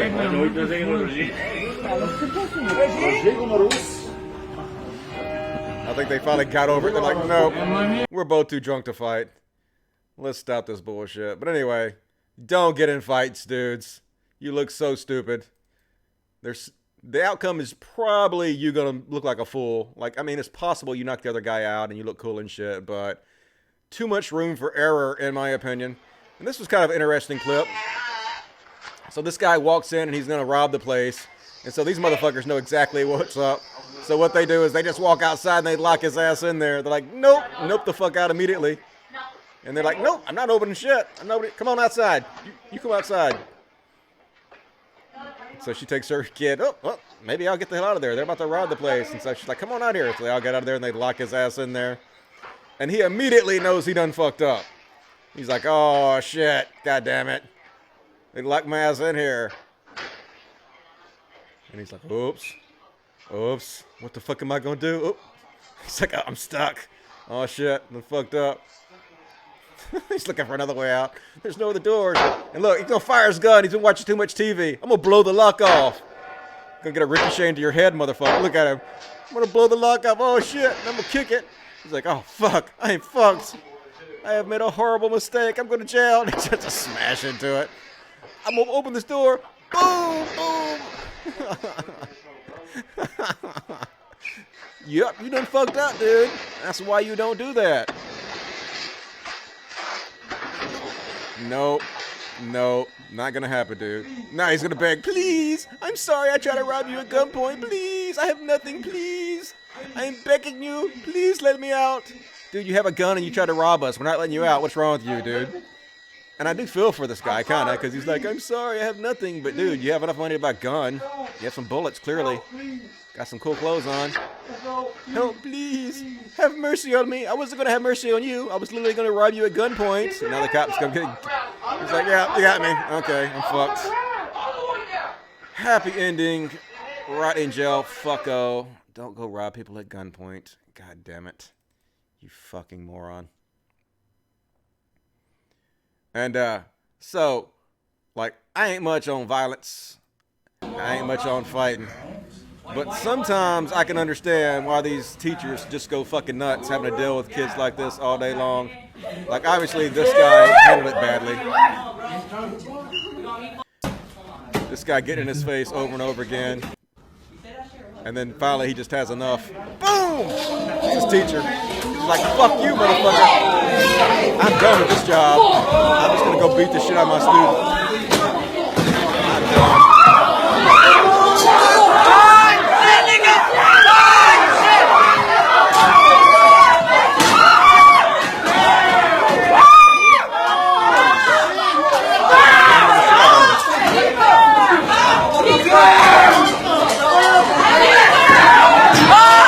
That teacher ain't fucking playing. He done had it. He's like, nope, I'm done with you, motherfucker. I'm going to smash your brains out. I don't need this job anymore. I'll go to jail. I ain't dealing with these fucking kids anymore. And I mean, I blame him, of course. You definitely shouldn't attack children. Just walk away. Don't have to be fucking like that. But another example of why you should not get in fucking fights. This guy actually thought was going to be a good fighter. You know, he had it going on. Had little dips and dodges. Let me go ahead and make this big. He did little feints. Talking about this guy here in the button-up shirt. Looked like he knew what he was doing. You're going to get that guy. He got a little jab. Got his hands up. Put your hands up, dude. But he dodged that one. He got it. He's looking good. He gonna win. Look. I'm gonna tag you. Motherfucker. I'm gonna jab you. Put your hands up. Put your hands up, dude. No, boom. That's what happens when you don't put your hands up. Now you're face first on the fucking canvas. On the fucking street corner. Out like a light. That's why you don't fucking act like a jackass and get in the fight in the middle of the street, dude. Seriously, what is wrong with you people? Toxic masculinity. Don't do it. Just say no to fighting. Just carry a knife. And this crazy bitch, like, I don't know what the fuck she was thinking. I guess this person didn't realize that has landed a California high school teacher behind bars. Watch as 52-year-old chemistry teacher Margaret Geitzinger is caught on camera forcibly cutting one student's hair, then throwing it behind her, all while bellowing the national anthem. When he realizes what happened, he stands up. I'm not done. Then she begins chasing students around the classroom with scissors, even grabbing this girl's hair. But she managed to get away, terrified students running out of the classroom. One student, whose voice has been altered, says she had declared the day as haircut day. They thought she was joking at first, then quickly realized she was not. I hope I never have to see her at that school again, because I know for a fact that I will never be able to see her as a respectable authority figure in my life. Geitzinger's husband telling our affiliate KSFN he's surprised and confused by his wife's actions. Trying to figure out myself, so I don't know what happened. It's not her. It's not who she is. So I don't know what was going on with her. Yeah, she has got a mental breakdown, it appears. Like, she just went nuts all of a sudden. I don't know what happened to her in her life or whatnot, but crazy behavior, and she's pretty much ended her teaching career, I imagine, for the good. She probably doesn't need to be anywhere near children after this. She clearly has some bats in her belfry that need cleaning out. And I guess let's go back to the stories, I guess. I might save some of these for the next show because we're already 2 hours into this show already. Wow, let me go back and read the Snapchats real quick. Long show today. No new super chats. All right, need more super chats, please. Super chats, so I have questions to read. We'll go back to the show. I'll do about another 15 minutes. It'll be a long show tonight. But last chance to get your super chats in and support the show. Hells yeah, we'll definitely appreciate it. See what kind of questions you guys have. I wouldn't judge her so quickly. I'd like to know what's happening. I mean, I'm not judging her, but it seems like she's having some kind of issue, doesn't it? Just my opinion. She's either off or on something. Possibly she smoked some crack or did some meth or something before the school started that day. All these teachers are kind of going nuts. Freedom cuts. Yep. Less than $20 though. A lot cheaper than super cuts. How do you not feel you're getting your haircut? Yeah, it seems like I would know I was getting my haircut too. Snapchats. Did I say Snapchats? I meant super chats. We got all night, Dusty. Okay, well, if you guys want to hang out, do more. I guess I could do a 3-hour show tonight. I could do an extra long show since you guys seem to like me doing this show a little bit longer. Yeah, come on, y'all. Help Dusty get a new computer. I mean, you guys see I need a new computer. So super chat me. Super chat. Help me get a new computer. I could definitely use it. All right, let's keep going. So this is a longer video, but some of it was actually kind of really interesting, and it shows people getting triggered throughout all different kind of cultures, and it actually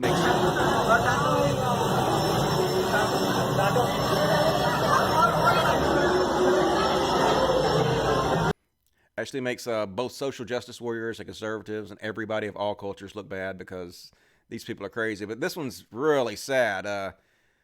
So I guess this other guy is going to pick her up, and I can't really see it, but I guess he grabs her in a way that she doesn't like, so she slaps him. And so he immediately turns around and slaps this other woman for no reason that I assume is his wife or some shit. Just this awful, awful culture. Somebody should have beat the shit out of this dude.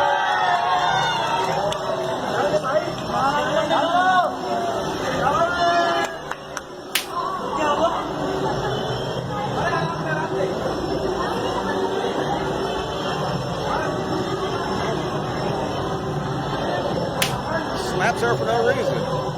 Like, I got slapped and you sit there and watched? My manhood has been attacked. I gotta slap you now and regain some control. Poor woman. Like, I can't stand fucking the societies are like this. These cultures definitely need feminism still very, very badly. Like that motherfucker. This motherfucker should have jumped that motherfucker. I wish I could jump to this screen and jump that motherfucker. And I ain't a tough guy at all. He might have whooped my ass, but like I said, he'd have known he was in a goddamn fight, that's for sure. Sad and depressing to watch. And that guy ran into that guy with his bike and he wasn't too pleased about it. I'll go ahead and skip that one. Well, gentlemen, we want to thank you for the debate, and it's been very good, very vigorous. We appreciate that very much. It is now time for our closing remarks. Each candidate gets 30 seconds. We begin with Mr. Bynum. Mr. Bynum. Hi, my name is Paul Tay, and I'm also running for mayor. These gentlemen have spoken some great words. I deserve my time. There are 5 candidates here. I deserve my time. You are blocking our time. I have a voice, sir. I have a voice, and I will do it. I will say it. This is not the platform. It is the platform. It is the platform. No, it is you are blocking other voices. We have other voices, sir. I'm going to ask you to step off. Paul ain't having it. I will not. Please step off. I will not step off. I will not step off. You get it? Turn it off. Let's get security. Turn it off. Get it. Go get it. Turn it off. Mr. Tay, please. Got his phone in his ear. No. No. You have blocked me one too many times. You have blocked me. You have blocked other candidates one too many times. I'm tired of it. I am tired of it. Get it? He tired of it. He ain't having it. No. Security, get it. Come on. Get it. Get it. Come on. Get security. Get me out of here. Come on, Matt. Get him out of there. Get me out of here. All right, come on. Moving on, Paul. We're off the air now, Paul. I've done what I've done. Nobody got hurt. G.T. Bynum didn't get duct tape and thrown into the river. Nobody got shot. Everybody went home peacefully. No, I have no idea. Yeah, definitely not the way to do it, Paul. Didn't make yourself look good. I doubt very seriously that he won over any fans by doing that. So, but definitely wasn't having it anymore. Scroll up a little bit. All of these are pretty interesting.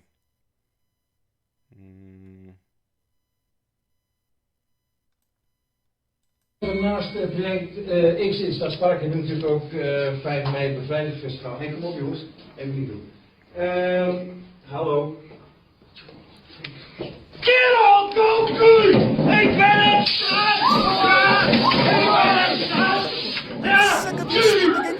These fucking these teachers are going nuts on this shit, aren't they? If he hits a big play, he doesn't have as much this guy.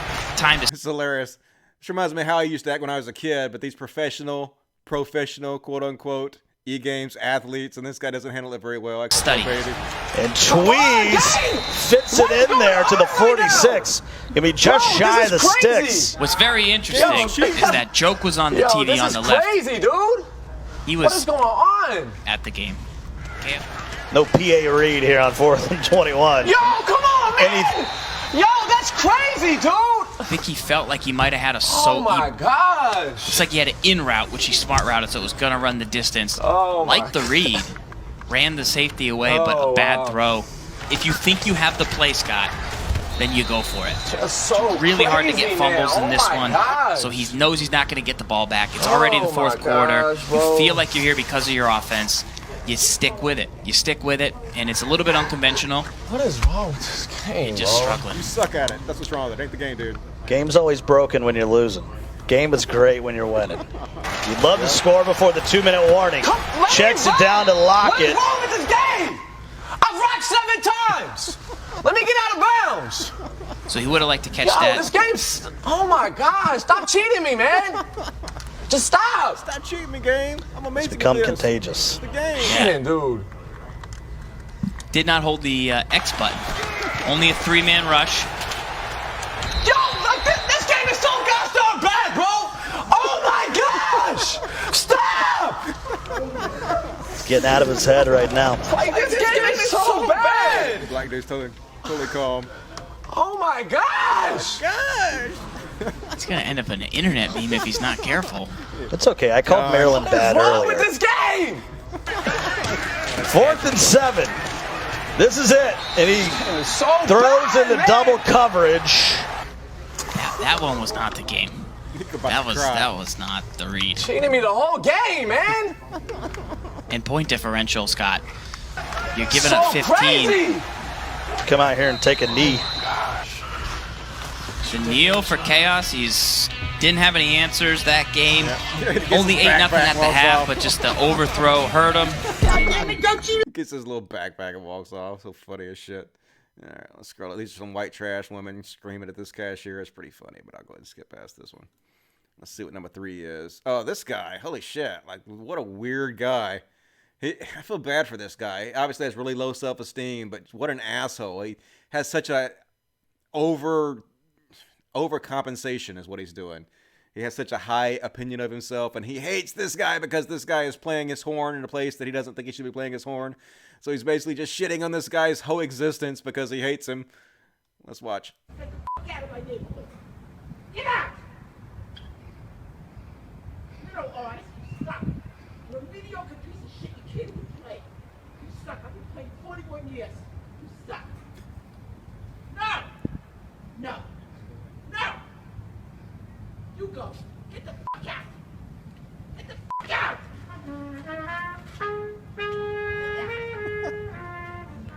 Get out! Crazy asshole.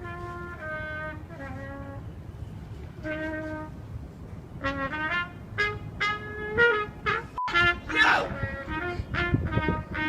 Asshole! Go to a studio and rehearse! You suck! You're a no-talent piece of shit! Get out! How dare you come down here and do this? You're a disgrace! You suck! Who the hell do you think you are? It's like if the bad guy for No Country for an Old Man was himself a really old, short man who has no upper body for some reason. What happened to his upper body? Your pants are way too high, dude. Like, what is happening here? Poor guy. Who the hell do you think you are? Anybody know who you are? This is one of the most important places in all of North America. Who are you? Who are you? You miserable, presumptuous, no talent. You're no artist. An artist respects the silence. It serves as the foundation of creativity. You obviously don't have the talent. And I'm an NYU film school graduate, sucker, and the School of Visual Arts, and the Academy of Art University in San Francisco. You suck. You're a no talent. You disgrace.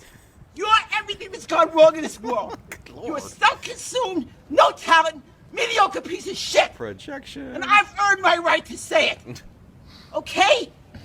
I had 200,000 people with Bill Graham. In 1975, I walked Bob Dylan up on stage. Oh, God. Who the fuck are you? Who the fuck are you? Who the fuck are you, dude? You're nobody. You're nothing. You're nothing. You nothing. Oh, God, dude. You are nothing. And you will never be anything. Never. You miserable, mediocre nothing. Dude just played his trumpet. Just shame on you, dude. You cracked, stupid little smile. You little pimp. You're flat. You can't even carry a fucking note. And you suck. Go away. No! No! No! We're not doing that. Crazy as shit, dude. Like, what the fuck? Just leave the guy alone. The guy just want to play his trumpet, man. What business is it of yours? Play his trumpet. So let's see. Skip over that.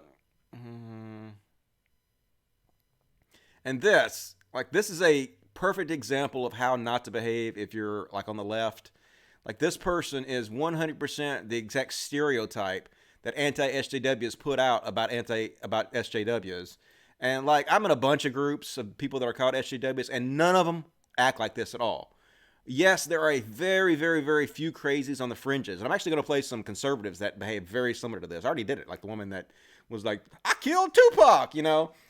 You're an N-word, N-word, N-word, N-word. There's lots of videos of that. But see, I don't use those videos to say, well, this is how all conservatives are. No, those are just the fringes, the idiots on the extremes. Instead, I attack conservatives by using their policies, because on the policy issues, they get killed. So there's really no reason to pick out the minutia they do and pretend it represents all of them, because it doesn't. I can kill them on the issues without having to do that. And this is exactly an embarrassment to all left-wing people. This is how you do not want to act, because all they'll do is they'll put this up and they'll use you as an example for all left-wing people, and left-wing people do not act like this for the most part. This is just a fucking idiot acting like this. Seriously. This is absolutely fucking lying though, you fucking dipshit. That is not what a fetus looks like, okay? It's a clip of cells at 12 weeks. It does not look like that. It's a clip of motherfucking cells. No hands are shown for that time. You're just a white fucking privileged racist fucking male that doesn't stand for women's rights. Get the fuck out of here. Dipshit. And get that camera out of my face either. Quit. I want to call the police. Fuck you.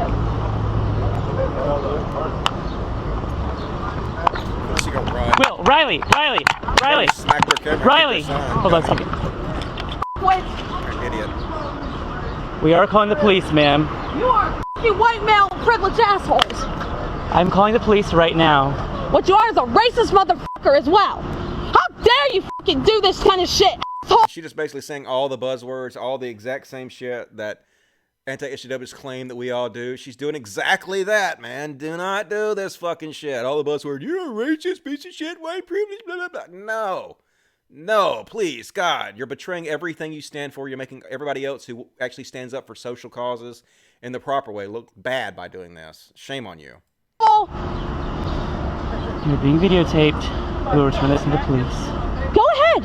Go right the f*** on ahead, you fucking sexist, misogynistic motherfuckers. Buzzwords. That is all you are. You don't give a shit about women. You don't give a shit about life.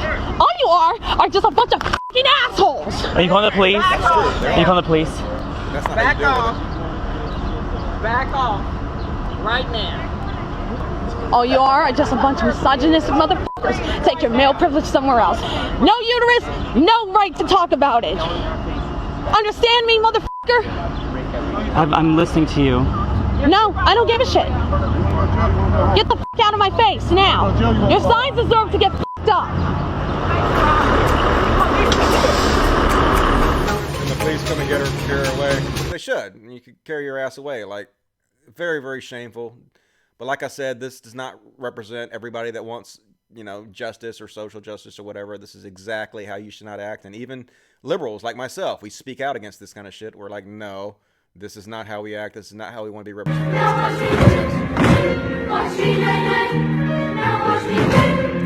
God.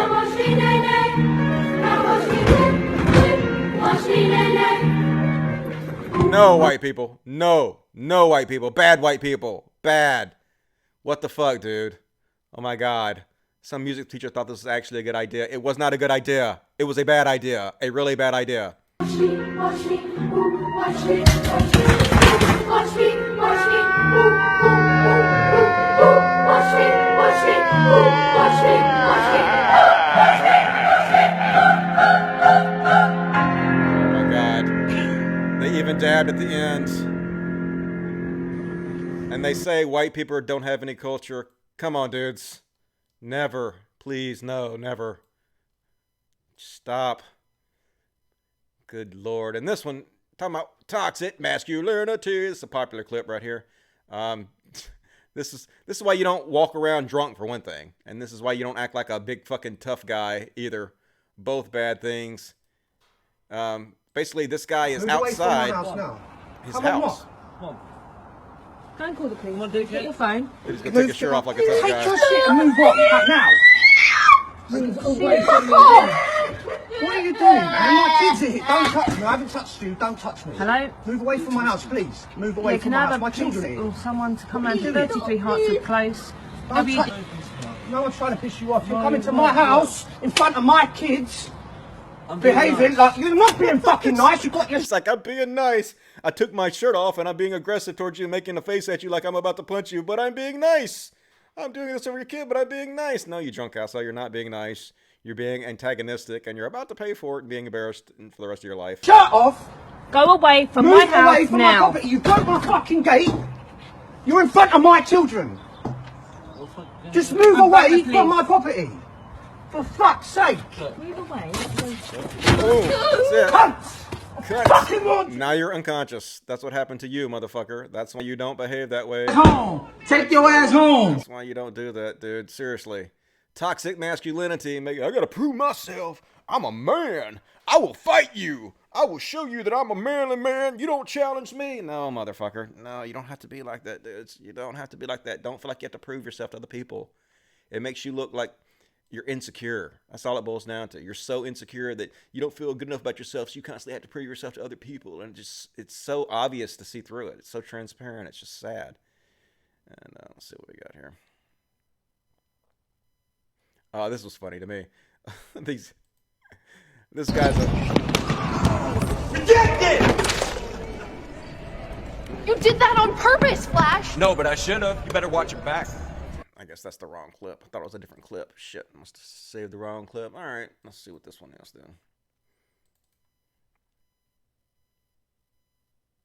then. And this is another beautiful example of white privilege. Can you imagine, like, a black guy getting away with doing this or behaving this way? Like, be completely honest about it. Like, you guys know that, I mean, it's possible. That's okay. That's all right. Don't put your hands out. Actually, you're the one that came towards me. What is the address here? You don't need to yell at me, sir. It's possible that a black guy could get away with acting like this, and I'm sure there's been instances where black people have got away with acting like this, but very, very, very more rare for a black person to be acting like this and not thrown to the ground and handcuffed and abused than it is for a white guy to behave like this. But regardless, either way, definitely not how you behave when you're drunk. So sad. I'm only play some of this. That's okay. That's all right. Don't put your hands out. Actually, you're the one that came towards me. What is the address here? You don't need to yell at me, sir. Hey, you need to tell me what the address here. Okay. Tell me what the address is right here. 525 West Sprague. It's 5.15 Sprague? 525 West Sprague. 525 Sprague. Okay. Who do you think you are? Just tell me that. My name is Sergeant Canberg. Sergeant? Yes. Sergeant what? Canberg. Canberg? Yes, sir. Camberg. Close. Canberg. Can? Yes. Like it C-A or Yes. K-A-N? I'm not gonna walk away. Because this fool has no coordination over me. Okay. Do you really think you do? Do you mind just kind of stepping away from me a little bit, please? Thank you. Hey, Joe. Hey. I got somebody from Detox coming to kind of talk with you a little bit, okay? You I'll that? kind of hang out here for a minute, all right? Kelly? Watch this. Watch this, Kelly. Just watch. Sir, could you step away from me, No, please? I probably won't. Okay. Could you step away from me, please? I'm asking very nicely. Your reach is far enough to me. Okay. Could you step away from me, No, please? I think you're far. Don't touch me. Don't touch me. Okay. You're about ready to be arrested. Step am away I? from me, please. Kelly, Step away from Kelly, me, just please. watch him. All right? Watch him, Kelly.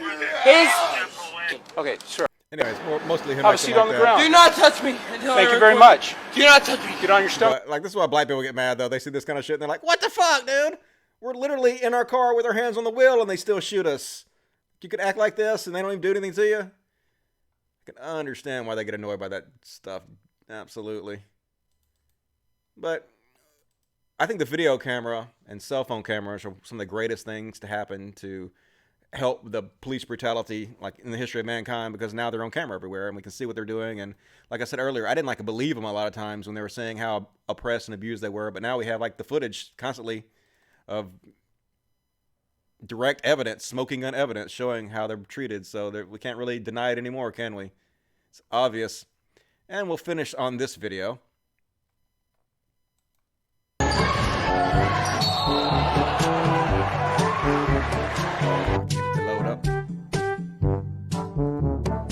So what's funny about this is they got this guy out there who's an absolute fucking thug. The only reason he is on this court is to be a fucking thug, and it's funny, so let's watch it. Big thug ass here, just gonna thug people up. Yep. Nope. Boom. So then it's even funnier. It's like, okay, well, let's get rid of this fucking thug. This guy's obviously just a fucking goon. Let's get this goon off the fucking court, and let's get somebody else on this fucking court to take his place. Can we get somebody who's less of a goon, please? And like, yeah, all right, we'll replace you with somebody else. And they bring on even a bigger fucking goon. These guys. Anyway, I thought that was funny. They got a goon squad on this fucking basketball team. They're playing basketball like you play hockey. I'm gonna intimidate the fuck out of you. Anyway, so that was the interesting viral videos that I found this week, and I will find more for the next show. Thought that was entertaining as fuck. So we'll go back to the regular show now. Regular show. Let's see if we have any super chats, or stupor chats as I like to call them. Let's see. Have you considered switching to herbal cigarettes? I don't even know what the fuck that is. That doesn't sound like that would work. I need the tobacco, dude. Nicotine. Nicotine's where it's at. Fun drug, but no. That's the answer. I have not considered that. $2 from Scoring57. Thank you, Scoring57. Means a lot. Steven Contreras says, put some pants on, Dusty. I actually have sweatpants on. I usually wear sweatpants and the same fucking type of t-shirt. Not t-shirt, it's like a long sleeve shirt, but every day I wear my little uniform every day, and it's cheap as fuck, and I have like 20 pairs of each, and I just wear the same thing all the time because it's easy, and I don't give a fuck. Don't have anybody to impress anymore, so fuck that shit. Unlimited Ambiguity, $75, says, you won't see Armoured Skeptic talking about man arrested at St. Patrick Cathedral in New York City. Search on YouTube, please. I can send you links on this. Okay. I will Google it real quick. Let's see if you see porn, just to ignore it as always. Man who allegedly brought gas cans and lighter fluid to St. Patrick Cathedral in New York has taught philosophy at different colleges in New York and New Jersey, school officials said. Mark Lamparello, 37, was arrested on Wednesday night and was charged with attempted arson and reckless endangerment. That was from Fox News. So, anyway. Nope, haven't heard him talk about that. Is the guy a white supremacist or something? I'm not really sure. I'll have to look it up later. Best me not fucking research stuff live on the air. I'll do that off. Blackstar Red, $10, says, longtime fan, glad you didn't turn out like those other right-wing cons. Keep up the good work, Dusty. Well, I will do. I appreciate that, man. I will try not to turn out like a right-wing shithead like the rest of them. I mean, I like to sleep too much. So I cannot do that. I cannot do things that I think are going to lead society down the wrong path. I want our society to evolve and not de-evolve, and I think the direction they're taking things is the wrong direction. So no worry about me jumping on that bandwagon. Zachary Jones, $5, says, thank you, Dusty, for being my reminder that just because SJW culture has risen doesn't mean the right has gotten any smarter. No, man.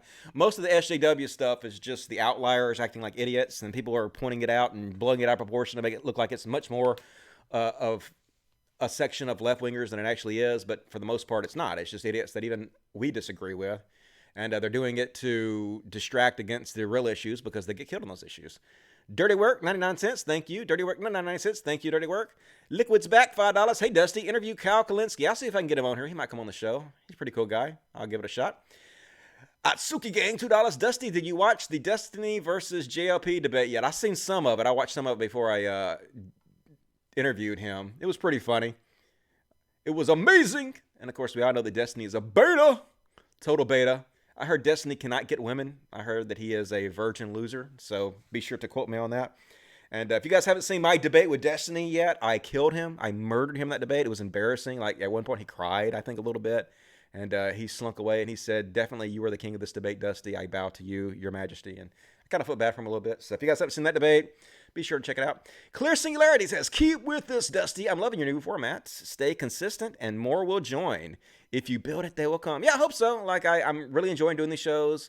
I didn't have a lot of confidence to do live shows at first, but I've done like, I don't know, a dozen or 15 shows like this live so far, and I've really grown my confidence. I figured out don't say all the time. Like in the first couple episodes, I'm like, yeah, what are we going to load up now? And also I smack my lips too much, and that's disgusting. So I'm learning. Getting better with every fucking show and feeling more and more comfortable about this, and I'm having a lot of fun. So that's all these super chats, or these stupid chats as I like to call them. Please support the show. We're going to continue going on with it, and we'll read the last of the super chats in just a few minutes. So your last chance to get in super chats and support the show. Much appreciated. Love you guys. You're amazing. And so Tim Pool's audience, they want to blame the left for everything. Tim Pool, who is obviously a liberal himself. Super liberal Tim Pool. And just hilarious. Brazil, jail term for comedian harms free speech. And one of Tim Pool's fans says, this is what happens when the left runs your country. Oh my God. He's a right-wing candidate. Massaro is like the one that wants a military dictatorship, right? You can't get any fucking right-wing fascist than this motherfucker. They just blame everything on the left. It's just crazy. Like, the left is not responsible for all the world's ills. You can't just blame the left for the things the right are doing. It doesn't make any sense.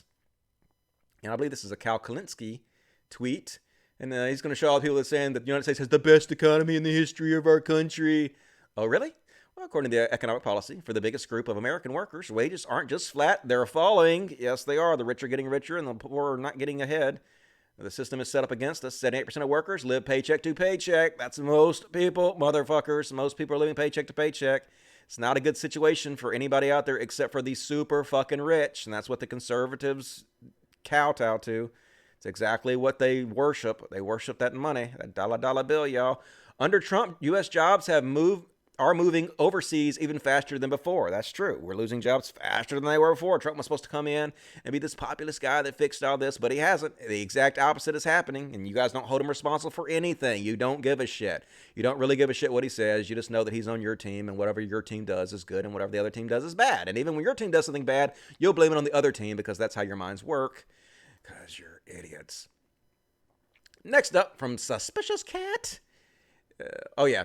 So anyway, I don't know if it's still doing it or not, but my chat beneath my window right here, like not the one next to the video on the right, but the one directly under mine, for some reason the video compression is making it all blurry and shit where it's not even readable. So I posted a post about it. I just basically said the live chat in my podcast is unreadable. Not really sure what I can do to fix it. Any suggestions? And I'm talking about the video compression on the live chat. So for some reason, I don't know if TJ was drunk, the amazing atheist. I don't know if he was just drunk or I don't know what the fuck, on drugs, what his problem is. But I guess he misunderstood what I was talking about, or I don't know. And he took this opportunity to take a shot at me about it. I guess he was thinking that I was saying it was unreadable because of the people I was attracting in my chat were saying stuff that I thought was stupid. But no, I was talking about the video compression. It was literally unreadable. You could not read the jumbled up text. So anyway, he took the opportunity to say something nonsensical to me and take a shot at me. And he said, just magically control your fan base the way you recommend others do. Like, how does that fix the video compression on my... That doesn't make any sense. That is a nonsensical statement that you're obviously just saying to take a shot at me. And he got 162 likes for this. This is the level of TJ's audience. Just low, dim... Not all of them. I'm not saying all of you who are friends of TJ are like this, but... a lot of them. He's attracted a lot of these really low wattage dim bulbs who just don't understand what the fuck's going on. And then, yeah, you tell him, TJ. Dusty magically wants you to control your fan base. But it's so stupid. I responded, much like the video compression, which is making my chat unreadable, distancing yourself from shitheads is not magic. And it's not magic. Imagine refusing so much to distance yourself from assholes and shitheads and people that call people fucking faggots, or not giving shout outs to people like Paul Joseph Watson because that they specifically spread lies that demonize immigrants and spread white supremacist propaganda. Imagine wanting to do that so much that you will say anybody telling you shouldn't do that is wanting you to perform magic. No, it's not magic. Distancing yourself from shitheads is not magic. Saying, hey, if you go around calling people fucking faggots, I don't want you as a fan. I don't want you as a fan. If you're transphobic, I don't want you as a fan. If you're homophobic, if you're a white supremacist, I don't want you as a fan. If you spread white supremacy propaganda, I don't want you as a fan. If you think Keck is funny, even you people, I find cringy. I don't want you as fans. If you think clown Hitlers are funny, I don't want. I think it's all shitty. I think it's if you're a troll. If you're a shitty, low-level troll that thinks you have to devolve every conversation into shitposting, I don't want you as a fan. I think you're a shitty, annoying person. Fuck off. And yes, you can still be a fan with me saying that, but you can't be a fan knowing that I want you here, because I don't. You can't be a fan knowing you're welcome because you're not welcome. I don't want you. And so it's not magic at all to distance yourself from these assholes, TJ. It's just basic part of being a decent, normal human being. And the fact that you're so afraid to do it just shows more about you than it is me, all right? So then he goes on to say, oh, so the problem is that you're literally so old you can't see anymore. So TJ's got to take a shot at me for being old, even though it has nothing to do with the fucking video compression on the text. He's got to be like, you're old. I'm a comedic genius. You're old. The solution to that is called getting a pair of fucking reading glasses, Gramps. Like, what are you talking about, TJ? That's not even the conversation. We're talking about video compression, dude.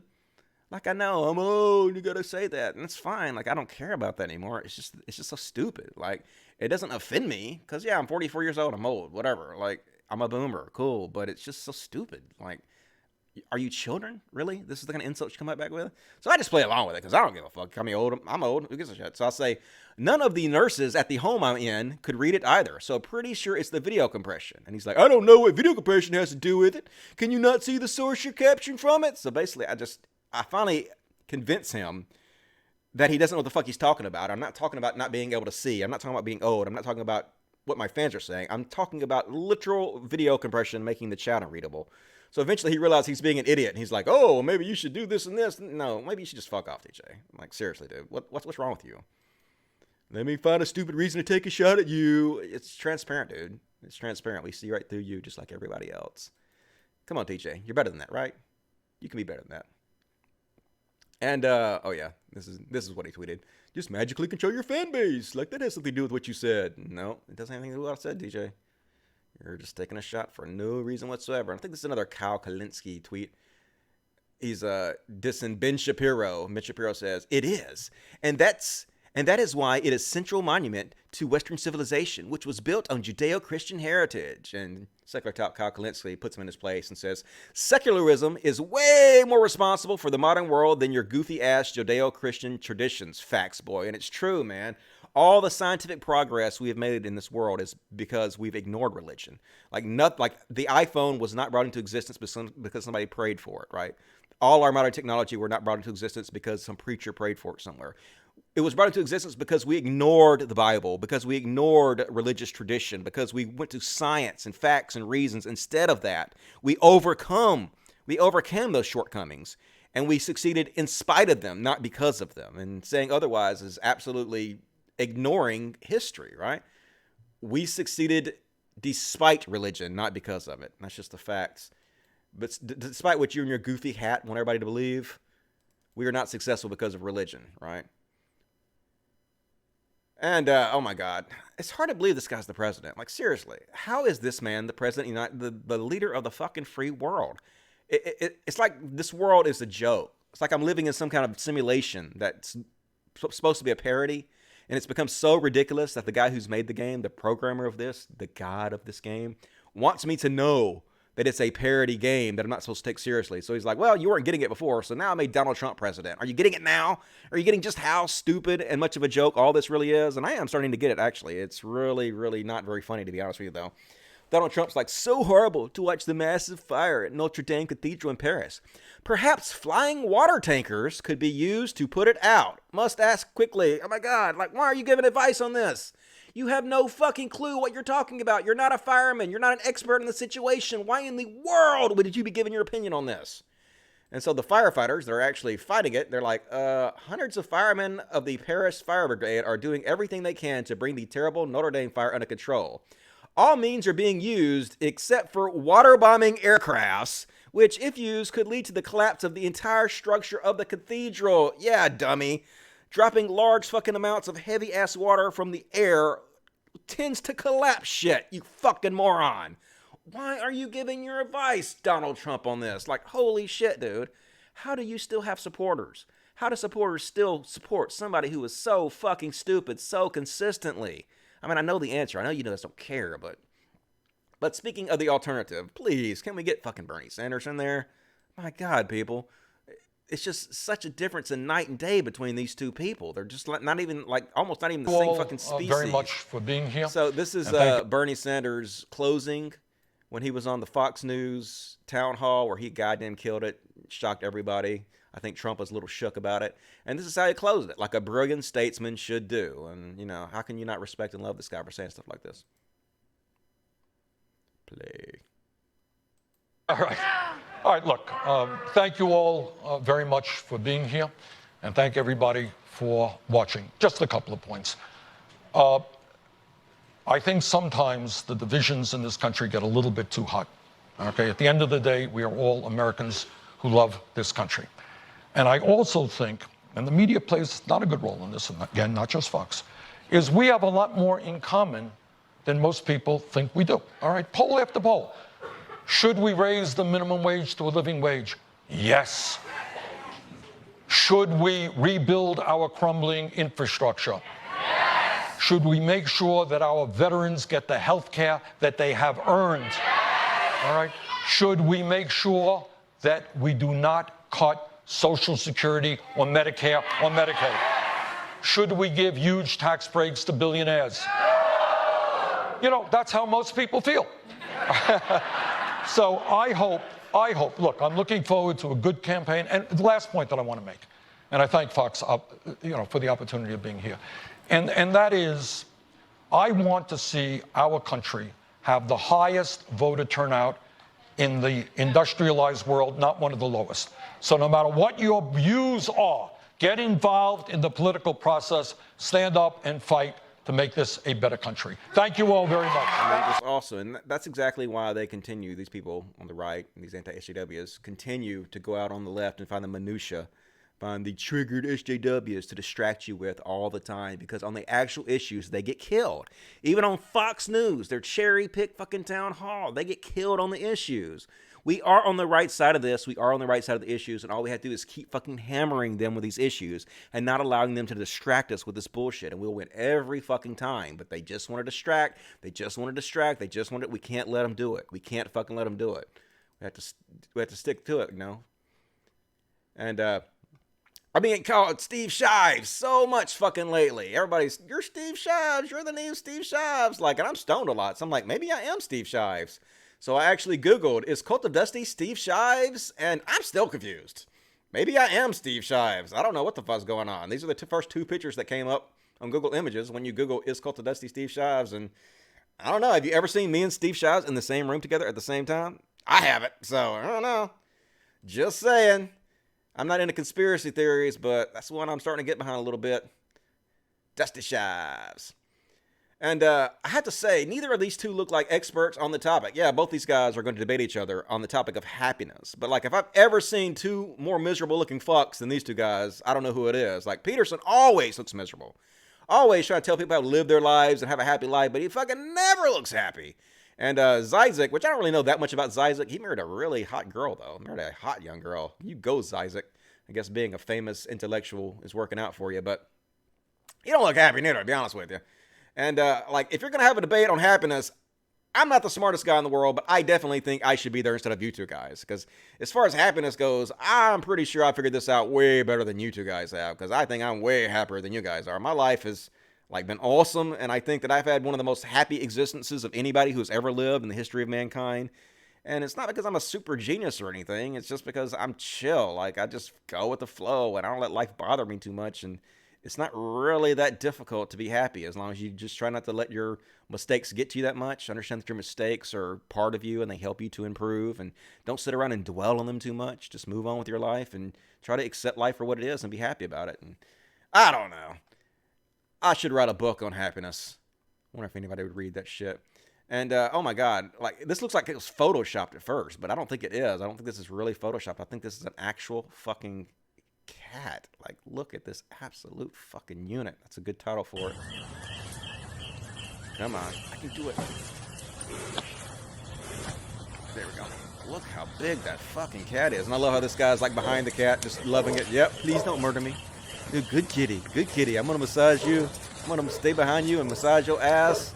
Please don't turn around and bite me in half with one bite with your giant fucking head. It's like something out of a fucking Jurassic era. Look at that mother. Look at those short, stumpy legs, too. Like, holy shit, how is that real? Big kitty. He pretty dough. Who's a good boy? Who's a good boo? Who's the booty boo boo? Love me some cats. Speaking of cats, you guys should support me on the Super Chats. I got to buy a new cat condo because the cat condo that I got them 6 months ago has now collapsed and fallen over because all these big fat-ass cats rip it to shreds. They need a new one about every 6 months, so we're going to get them a new one and give their old one to... We have two different sets of cats. We bought a apartment complex, it's a big house, the 3,600 square foot house. It was like really old, 100-year-old, 3,600 square foot house. But it was divided off into 4 different apartments. And so we live in one of the apartments, and the dogs live in another one, and then one of the apartments is for one of the sets of the cats, and the other apartments is for the other set of cats. So we have 11 cats here at the sanctuary, 7 dogs, and so when we get rid of the cat condo in the one room, we're going to take to the other room for the other cats, and so basically they get the hand-me-downs. So anyway, supporting us on Super Chats is how we're able to do that kind of stuff, so very much appreciated. I'm going to finish up the show in a minute and read the last of the Super Chats, so your last chance to get questions in. And like Stefan Mulenuts, like what is he even trying to say? Where is he going with it? Like what is up with this dude? He's like trying so hard to sound intelligent and be deep and profound, and it just comes off as try-hard and silly. Only one letter separates words from swords. It is the first letter of silence. What? Huh? What? Is he saying that if you try to silence people, they're going to pick up swords and start murdering folks? Is this a call for violence? What are you trying to say here, Stefan? And somebody's like, yeah, that's Stefan for you. Giant galaxy brain. His head is too big for his shoulders. That's how much of a genius this guy is. So deep, Stefan. Good Lord. Oh, and this is one I skipped earlier, but the chick that writes Colette, or whatever the fuck, called Dave Rubin a big baby, and I fucking love it. I think he blocked her maybe or something, but anyway. Sad turn, Claire. You guys got crushed on a garbage piece. Your own publication refuted parts of its basis. All you had to do was not double down. You defend yourself all the time on here when you get unfairly attacked. Not sure what's going on now. And she's like, dude, it was a mild rational criticism. Stop being a big baby. Yeah, nailed him. I love to see them fucking fight against each other. They're fucking main rag. They're basically the Fox News of the IDW is now turning against them, and it's fucking beautiful and hilarious, and they are not taking it well. Love to see that shit. And this is one of the meat eaters trying to trigger the liberals. Oh, I'm trying to trigger the liberals. I'm going to trigger the liberals with this. Look, liberals. What I eat in a day. Raw GB, raw bone marrow, and raw blood. The anti-soy boy diet. Oh, my God, that looks so gross. Dude, like, look at you. You look like a serial killer. What? You look like a even more insane Quentin Tarantino. Like, what the fuck? And then he actually posted this, too. Don't fear parasites on a raw meat diet. Why parasites might be good for you. Oh my God, dude. That is so gross. Like, why are you so disgusting? You know, soy is not that bad. The chicken nuggets, they're called Morningstar chicken nuggets. You get them from the frozen food aisle, and they actually taste better than regular chicken. I shit you not. They're less greasy. They're more flaky. The flavor is better than regular chicken nuggets. And even the fucking bean burgers, they have better flavor than regular beef. So it's not even like you're giving up anything. It's actually better. Better for you, better for the environment, better all the way around, but it doesn't trigger the libs. You know, we're not pieces of shit, so if we can't be pieces of shit, we don't want to do it. But anyway, this guy, Hammer and Sicko, makes fun of him. Coughing up blood as my body is being eaten alive from the inside. This is what a Chad looks like. Yeah, that guy's such a Chad. More like a chud. Just embarrassing. We're so triggered, though. I'm so triggered by it. The fact that you have parasites definitely shows me. And I'll skip that. More Dave Rubin. I've already shit on Dave Rubin enough today, I guess. Got to meter out the shitting on people a little bit. Oh, here's another one.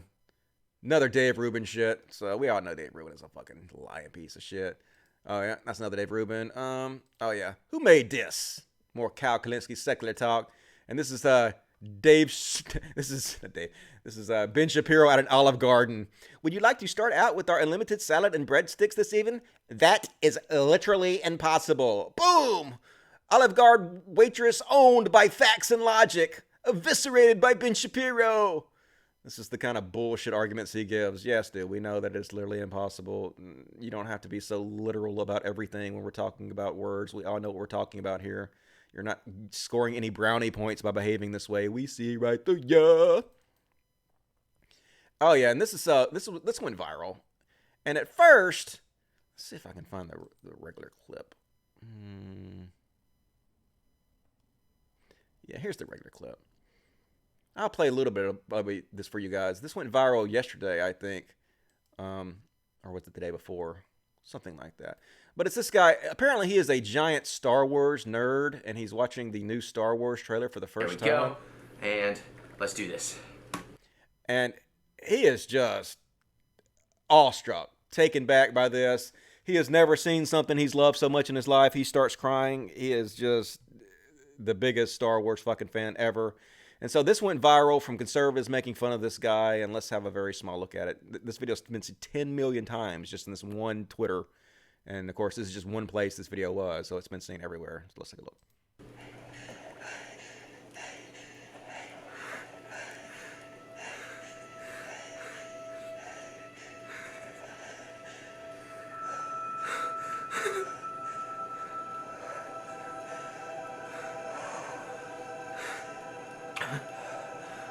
We've passed on all we know.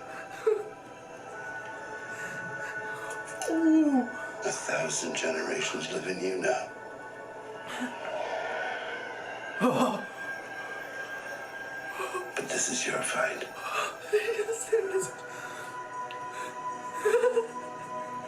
Anyway, it goes on, and he's crying. He's so happy. He can't believe it. He overjoyed. What? No, the Emperor. Skywalker. Oh.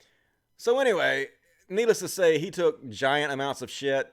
This woman, Ashley St. Clair. Star Wars and the superhero movie obsession culture has revealed a whole new population of undateable men might be worse than men who wear cargo shorts. And at first, I was kind of on that bandwagon. I was like, God, this is kind of pathetic.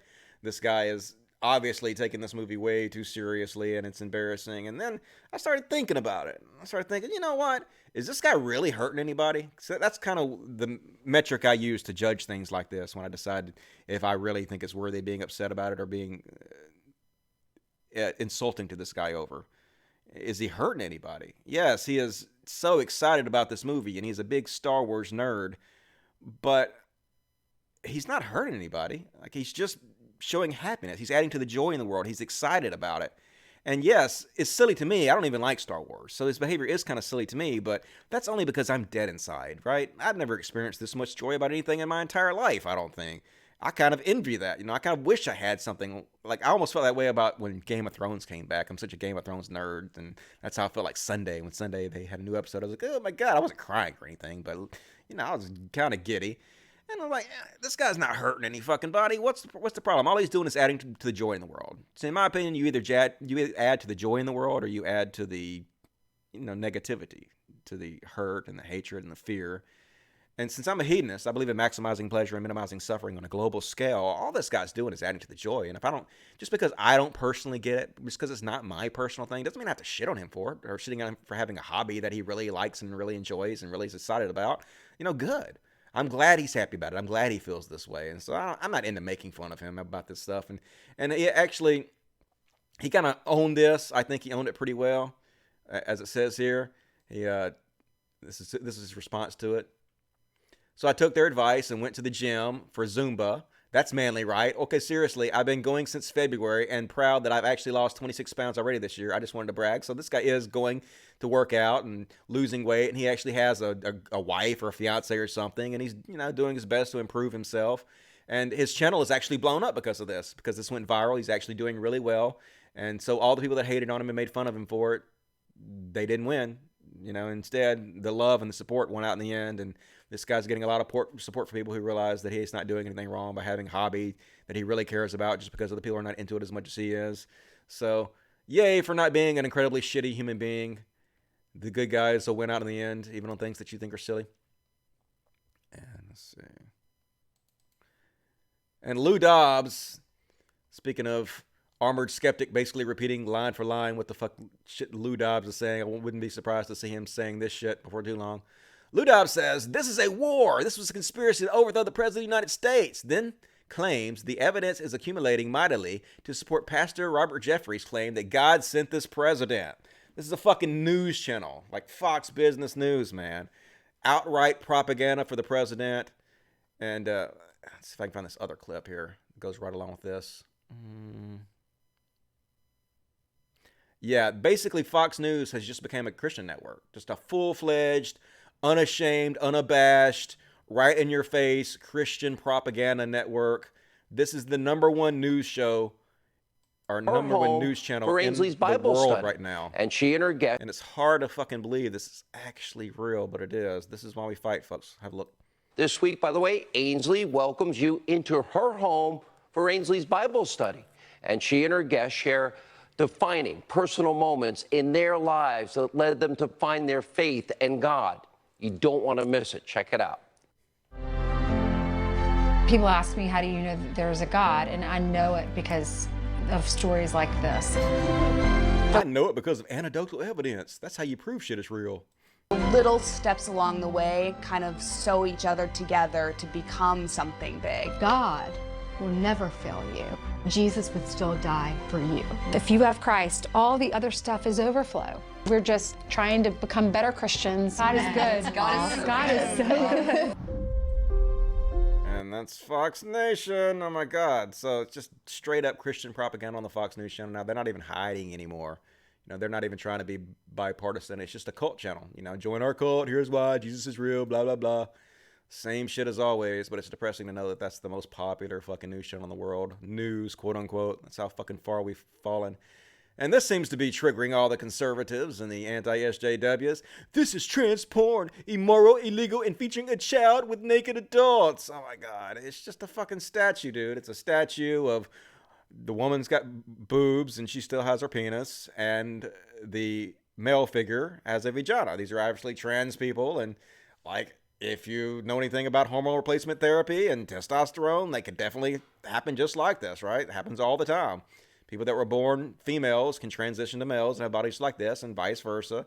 And this is just art, you know? Art is supposed to make you feel things and think about things, and this is all this is done. And these people don't want to feel or don't want to think, don't want to be confronted with anything that's different than the norms of what they're used to, because it's just propaganda being shoved down your throat. But you're just triggered snowflakes. That's all you are. Can't handle anybody being slightly different than you in any way. So I got one more story that I'm going to finish up with, but I'm going to finish off with the super chats before I do that. You like money too much, Dusty, but here for the calm. I mean, I don't know how much I like money. Like, I made like $8,000 last year. That's what I made. I cleared. Like, I'm talking about after I paid everything for all my work and the animal sanctuary and all that. Just for me to live on and food and everything, I spent $8,000 on myself. So I don't really do the things that I'm going to make the huge number of money to do. You know, if I want to do that, I'd just be a conservative or a Christian. I'd make tons of money. But yeah, I have to try to shield to make money on here somehow a little bit. Otherwise, you know, I can't do this. So thank you. I appreciate that. But who don't like money? Everybody likes money. Liquid's back. Says Kurt Cobain denounced his homophobic and racist fans. Yeah, like, it's not that hard to do, right? Stand up for yourself. It's not magic or anything. Just, I don't like you shitheads. I don't want to be associated with you. I find you embarrassing. Fuck off. But people like TJ and people like, you know, all these people, they won't do that because they know that they'll lose fans and they'll lose money, and they can't do that because they're kind of shills a little bit, aren't they? The fact that TJ used to be considered far left for me is sad. I'm genuinely happy you went a different direction from their centrist BS. Yeah, well, they kind of pushed me that way. Kind of hung out with those guys and saw what they were doing, and I was like, nope, can't go that direction. That's definitely the wrong direction. You guys are not doing anything that's really good for society, in my opinion. Can't join you on this trip. Ethan Davenport, $2, says, my cat interrupted this stream 3 times. Well, give them little little kitty pets for me. Love me some kitties. H.S. Ross, give me $10 Canadian, which is like $97, I think. To help with the cat condo, have you tried any of the non-dairy cheeses and sour creams like Daya and Tofuti? I don't think they have those here. I don't know. I'm going to look out for them, but I've been trying to find some good cheese substitute and some good sour cream substitute. I definitely will try to find those here, but I'm not really sure they have them. Unfortunately, in Mississippi, there's not very many people who are vegetarians or vegans, and so our supply of different stuff is limited here, but I would definitely look out for them. Alfred Gonzalez, love Morningstar. You going vegan is why I'm donating. Yeah, I'm trying. I'm making my way there. Like, I've been over a month now vegetarian, and I'm not going to turn back this time. It's been really, really easy, and I can see that I have no interest in meat anymore. I don't have the hunger for it anymore, and I see that there's so many different options I can get now that are not meat-based, that are vegetarian, that it's not a big hassle. Like, the hassle is the main thing. I'm so lazy that I have to have food that's going to be easily available for me. I'm not going to fuck with it, but there's so many good vegetarian options now that I don't have to worry about that anymore, so it's all good to me. $5 from Fave1. It's dangerous to go alone. Here, take this. Thank you, Fave1. Much appreciated. You're awesome, and I will take that. And we're going to finish it up with one more story, and then we had a 3-hour show tonight. I did an extra long session for you guys, but it's easy when you got the material. Like, I could actually have lots more material, but I actually have to cut the shows down. There's so much to talk about. I might actually even add a third show, maybe a Wednesday show, an early show, because I have a lot of European fans that are like, your shows are like 3 o'clock, 5 o'clock in the morning for us. I can't stay up that late. Can you do an earlier show? So maybe if there's enough interest, I'll do an earlier show, maybe for like on Wednesday, like at noon or something. But we'll see if there's interest in that. Right now, 2 shows a week is good. And this is just something I thought was funny. And this is obviously pretty true if you look at it. Apparently, Disney was so convinced that Hillary Clinton was going to win the presidency that they made a Hillary robot. And then when Trump won, they just tried to pass it off as Trump. It's just so funny. I mean, it looks just like Hillary still, dude. You guys did not do a good job of passing this off as Trump. Obvious what the fuck you're doing. Come on, you're Disney, man. You guys got like $1 billion fucking dollars. Surely you can afford another Trump robot. Just redo the fucking heads, dude. But anyway, still looks better than Trump somehow. I don't know how, but Trump does kind of look like an old lesbian woman. So anyway, let me check super chats one more time, see if anything else. Nope, no more super chats. And I sure do appreciate all you guys super chatting me. That definitely means a lot. And I'm going to go ahead and end the show now. Really appreciate you guys. If you guys like what I do, please consider supporting it on Patreon, patreon.com/CODcast. And also, if you want to give me direct tips through Streamlabs, streamlabs.com/Dusty Smith. There's links to all this in the description of this video. You can also go to cultdusty.com, buy a t-shirt. That supports me. You can send direct tips to cultdusty2 at cultdusty2 at gmail.com. And lots of ways you can support the show. Really appreciate it. And also be sure to start listening to the shows on Spotify, SoundCloud, iTunes, all over the place. We're going to do this shit right. I actually am really looking forward to doing this show more often. I'm having fun doing this show. I think I can actually build it up to something. And I think I'm pretty good at this. I'm actually really heartened by watching a few of the shows back and seeing how well they're doing. And the support you guys have given me has been amazing. And like I said last time, if you guys will just leave me some nice comments, if you can't afford to support the show, nice comments really help. I get so much shit from doing this. Not only am I getting shit from the anti-SJWs, and I'm getting shit from some of the lefties who remember kind of when I was more of an alt-right shit poster, alt-light shit poster, and so they still hate me for it. And I take tons of shit, from conservatives and the Kekistani boys and all the fan bases of people like Armoured Skeptic and Shoe on Head and Sargon. So most of the comments are still really negative, so if you guys will go back to this video when it's uploaded and just leave a nice comment, maybe a thumbs up, maybe share the video, maybe like it and favorite and share it around some places. Help me grow the show. It would be really, really amazing if you guys could help me do that. Like, just tell people, I don't know, I don't want to put words in your mouth, but something along the lines of, hey, have you seen the new podcast from Dusty Smith? It's the greatest show in the history of mankind. It's actually changed my life, and he's an incredibly handsome, sexy individual, and you should check it out. Something like that. In your own words, of course, but something along those lines would be amazing. So anyway, that's the show, folks. I love you guys. I will be back. Is today Monday? I think today's Monday. So I will be back. No, today's Friday. See, I don't know what the fucking day it is. I lose track of the days. It's Friday, so I will be back fucking Monday, guys. Monday at 8 p.m. Central, 9 Eastern, to do a whole nother live show. Until then, I love you guys so much. I thank you for tuning in, and I'll see you soon. As always, Logic, fuck yes. Bye, dudes. Thanks a lot. Really appreciate it.